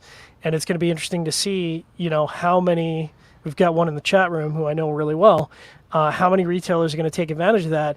And the truth of the matter is, not a lot. And it's kind of sad and depressing that, it's a huge change to their business model for the positive. And yet, despite that, there's a lot of retailers that aren't going to take advantage of that. I mean, we only have 4 or 5 decent retailers for a city of 1.4 million people. Why do you think that is, John? Because if I was in Alberta, I'd be jumping into the bit. I think they've just been, I can't speak to all retailers, but I think they've just been beaten down by legislation, right? Like they've kind of gotten into a place where they're comfortable with the way they operate their business. They don't want to take risks anymore because it's expensive. And, maybe they're a little bit cynical like me and they think that it'll go away. But I can tell you, talking to the retail owners that are smart, if I was running a retail shop still in Alberta, I'd be talking to a contractor immediately to get a lounge in as quickly as I could before they close the door in a year or 2 years or however. It's going to get closed. It's just a matter of how long. So to sort of pivot back, like the fact that the door opened was clearly the result of someone very rich and very influential putting money in the hands of the person that made that decision, because like I said, it's unprecedented in the history of Canada in tobacco legislation for that to happen. So it'll be interesting to see how it plays out. But ultimately, tobacco on a wide scale across Canada is kind of, the days are numbered. Yeah. Well, Plus, all the smart money's going into weed anyway. Right. So. yeah, It Yeah, really let's is. get those weed lounges going. yeah. Well, I think we've beaten that horse to death. And speaking of death, it is time for this week's Numero de los Muertos.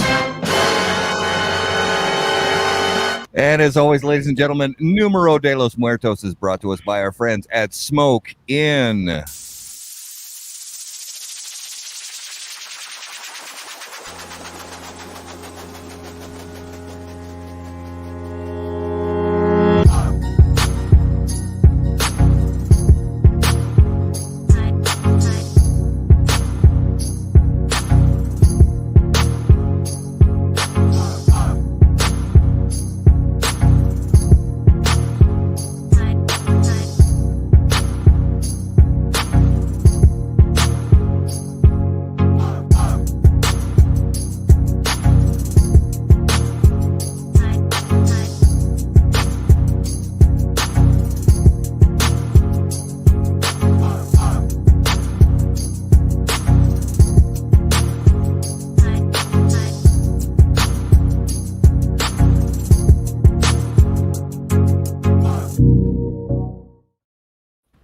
Dang, that was a nice ad.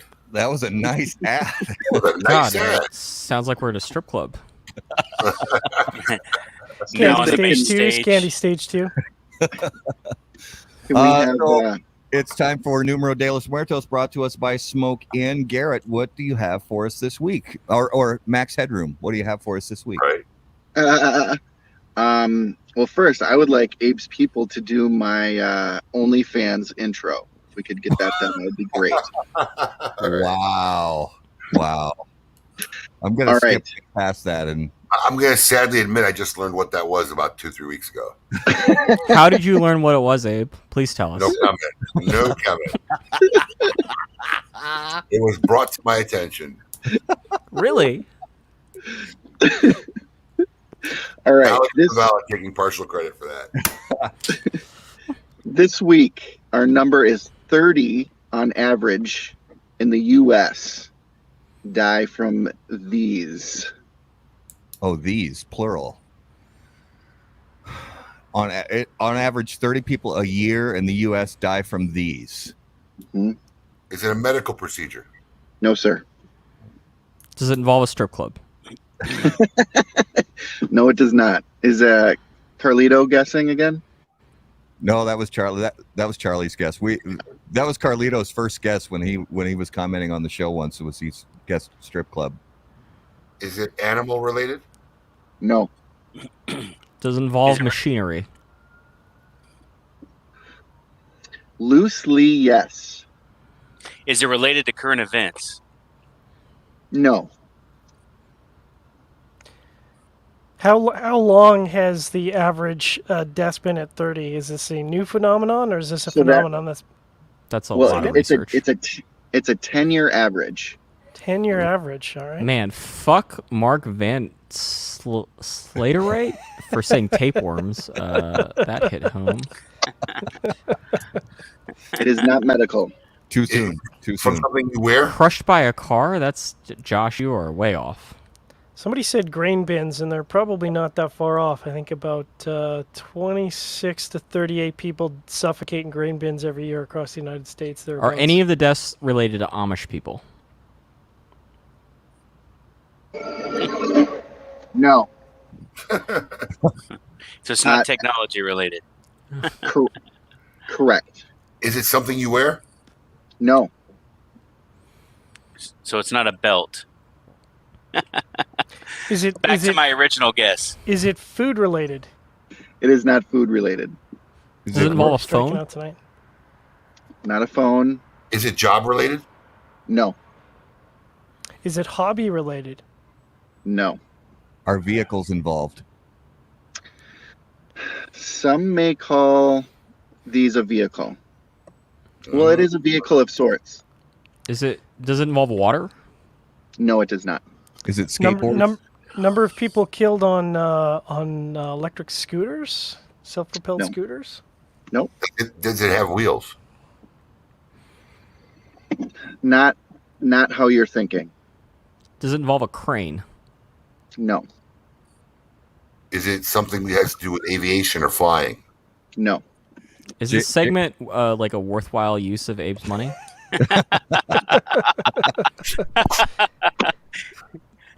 We think so. Is it wide scale across the United States, or is it No, it's region 30 specific? people. Well, but I mean, like, is it concentrated in a particular state, or is it across the It's United not. States? Yeah, it's not regional. It's not regional. Oh, Give us Does it- another hint. Yeah. Oh wow.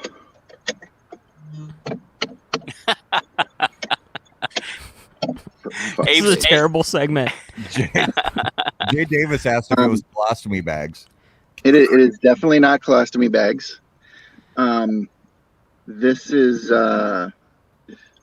it is transportation in a way. zip lining? What's that? Zip lining? No. Wow, we're in the weeds now. Yeah, we're definitely in the weeds. Yeah, Does it involve aircraft? It No, does that's not- been asked and answered. Oh. That's not. Um, It's not animal related. It's Hold not on, but it's not. transportation related. It's not. No, it is transportation related. I thought, right? It but is. loosely. It is loosely transportation related. Dog sledding? no. That's good though. Drones crashing into people and killing them. No.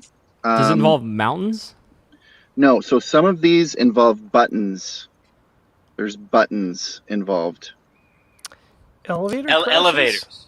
Elevators. Yes. Elevators and Nice. Lifts? Escalators. Escalators, right? and escalators. Wow.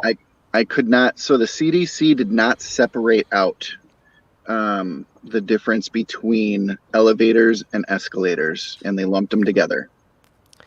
How But is that against related to a against the number of disease? people transported in escalators and elevators in a yearly basis, I mean, that's got to be in the hundreds of millions. if Abe, not I think you more. should make them I have- redo this I- segment where we guess what OnlyFans account the pictures come from. I think I feel like I could get that on the first guess. I have a motion that elevators. Or we put up like a picture, the profile picture, and we guess like the over under on how much like the OnlyFans monthly subscription is. You wouldn't have to change the ad, Abe. The ad's great. Wow. My first answer would still be autoerotic asphyxiation. Well, I it's wanna belt know related, how- yeah. I I want also to know how somebody dies on an escalator. Well, first Horribly. of all, Very horribly. they're unsupervised kids, most of them. Okay. Right? Yeah. Yeah. It's not pretty when it happens, I'm sure. No. Oh, nope. No. Abe, what you were about to interject, Abe? What were you an gonna say? elevator could constitute as some form of aviation. Hey, You're not really flying though. To answer Sean Miles' question, because he upward. wants to know. Is that hot Sean air Miles balloon wants to know. flying? Sorry, go. Sean Miles wants to know how you die in an escalator, and the way you die in an escalator is you have a piece of clothing trapped, and then you either bleed out or you suffocate because you're basically crushed in the elevator until and they can't, even if you hit the emergency stop. I know too much about random things. All right, Matt, even if run that Drew Estate outro. Yeah, even if they hit the emergency stop, you can't just back an escalator up. You have to pull it apart, and unfortunately, there's no one on call to come and just pull you apart from an escalator. So once you get trapped, you're toast. Hey Garrett, has the CDC studied how many people have died watching a Cigar Coop show? Wow. From bladder. No, Yeah. okay. I Bladder do want to explosions? say Liver one poisoning. thing. So Matt, if you'll indulge me for a second, I just want to say on some public forum that if Drew Estate doesn't somehow incorporate a Who Shot JD theme at the South Fork Ranch, they've really missed an opportunity. but we're older. There's so many younger cigar smokers in their 20s and 30s that have no clue No what idea. you're talking about. They could do like a mystery dinner party where we all get. Yeah. But See, I then was gonna- it's a I was gonna- cliffhanger until next year's event. It's the cliffhanger.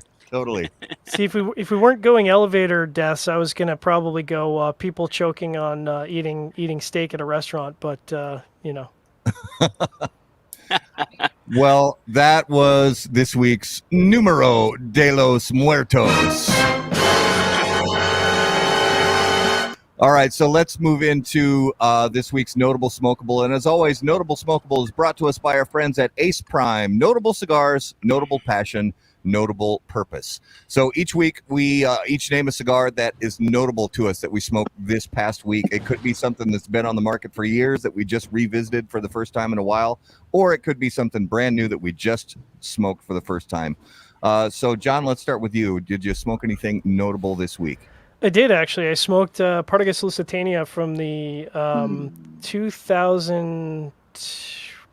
16 years ago. I'd have to do the math. 2005 limited edition humidor that a good friend gifted to me at we were just watching Formula One and smoking. And so that's a 16-year-old cigar from a humidor. And I don't remember what the original cost of that humidor was, but it was you could only buy it at the festival, and it was many, many, many thousands of dollars. So that was kind of a bit of a unicorn, because I'll probably never get to smoke one of those ever again. Nice. That's awesome. And you owe Steve Saka $25 for saying unicorn. Nice. Charlie, is there something notable you smoked this week that kind of fits that criteria? Yeah, I smoked on Saturday night. I smoked a Don Carlos Lancero. Carlito, I don't know if he's gone to bed yet, but I would highly recommend that Arturo Fuente make a Don Carlos Petite Lancero. They exist in very limited quantities, but we have been urging him to try to make that as a regular production cigar.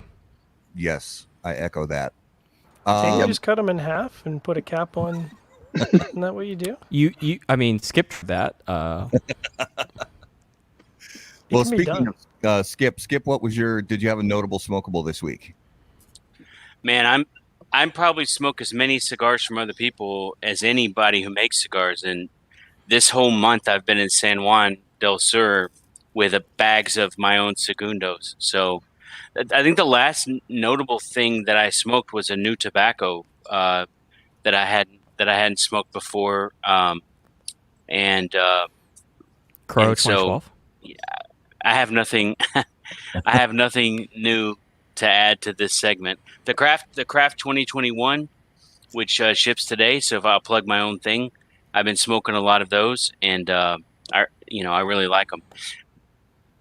Nice. Abe, what about you? Honestly, it's going to have to be the cigar I smoked tonight. This 20-year-old Ashton VSG smoked to the nub that was given to me by a good friend, longtime friend and patron, Tom Jordan.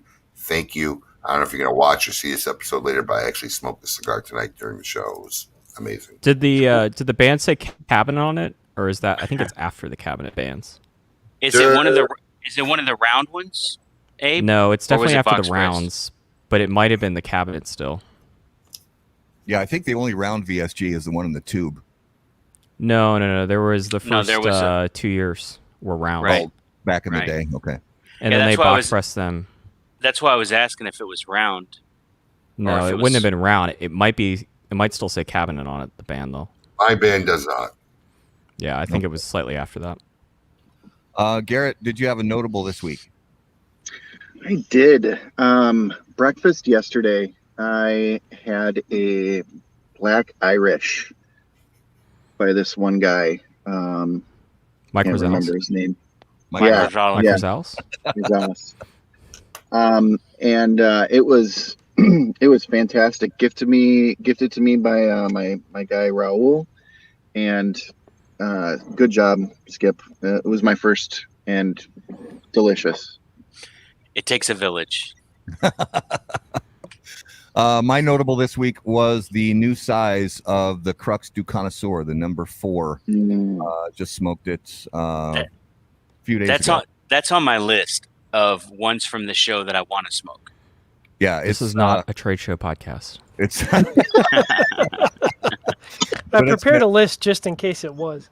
Yeah, no, it's a good, it's a great size addition to that line, and I'm glad that the line is back in general, but I'm very glad they added that size because that's everybody knows that's my wheelhouse. So that was this week's Notable Smokable, brought to you by Ace Prime, improving lives through fine cigars. Visit aceprime.com to learn more. So to give our viewers and listeners just a little idea quickly of some stuff we have coming up. Next week on August 2nd, we have Emmett and Zane from Blind Man's Puff on the show. And then the following Monday on August 9th, we have Juan Martinez from Hoya de Nicaragua.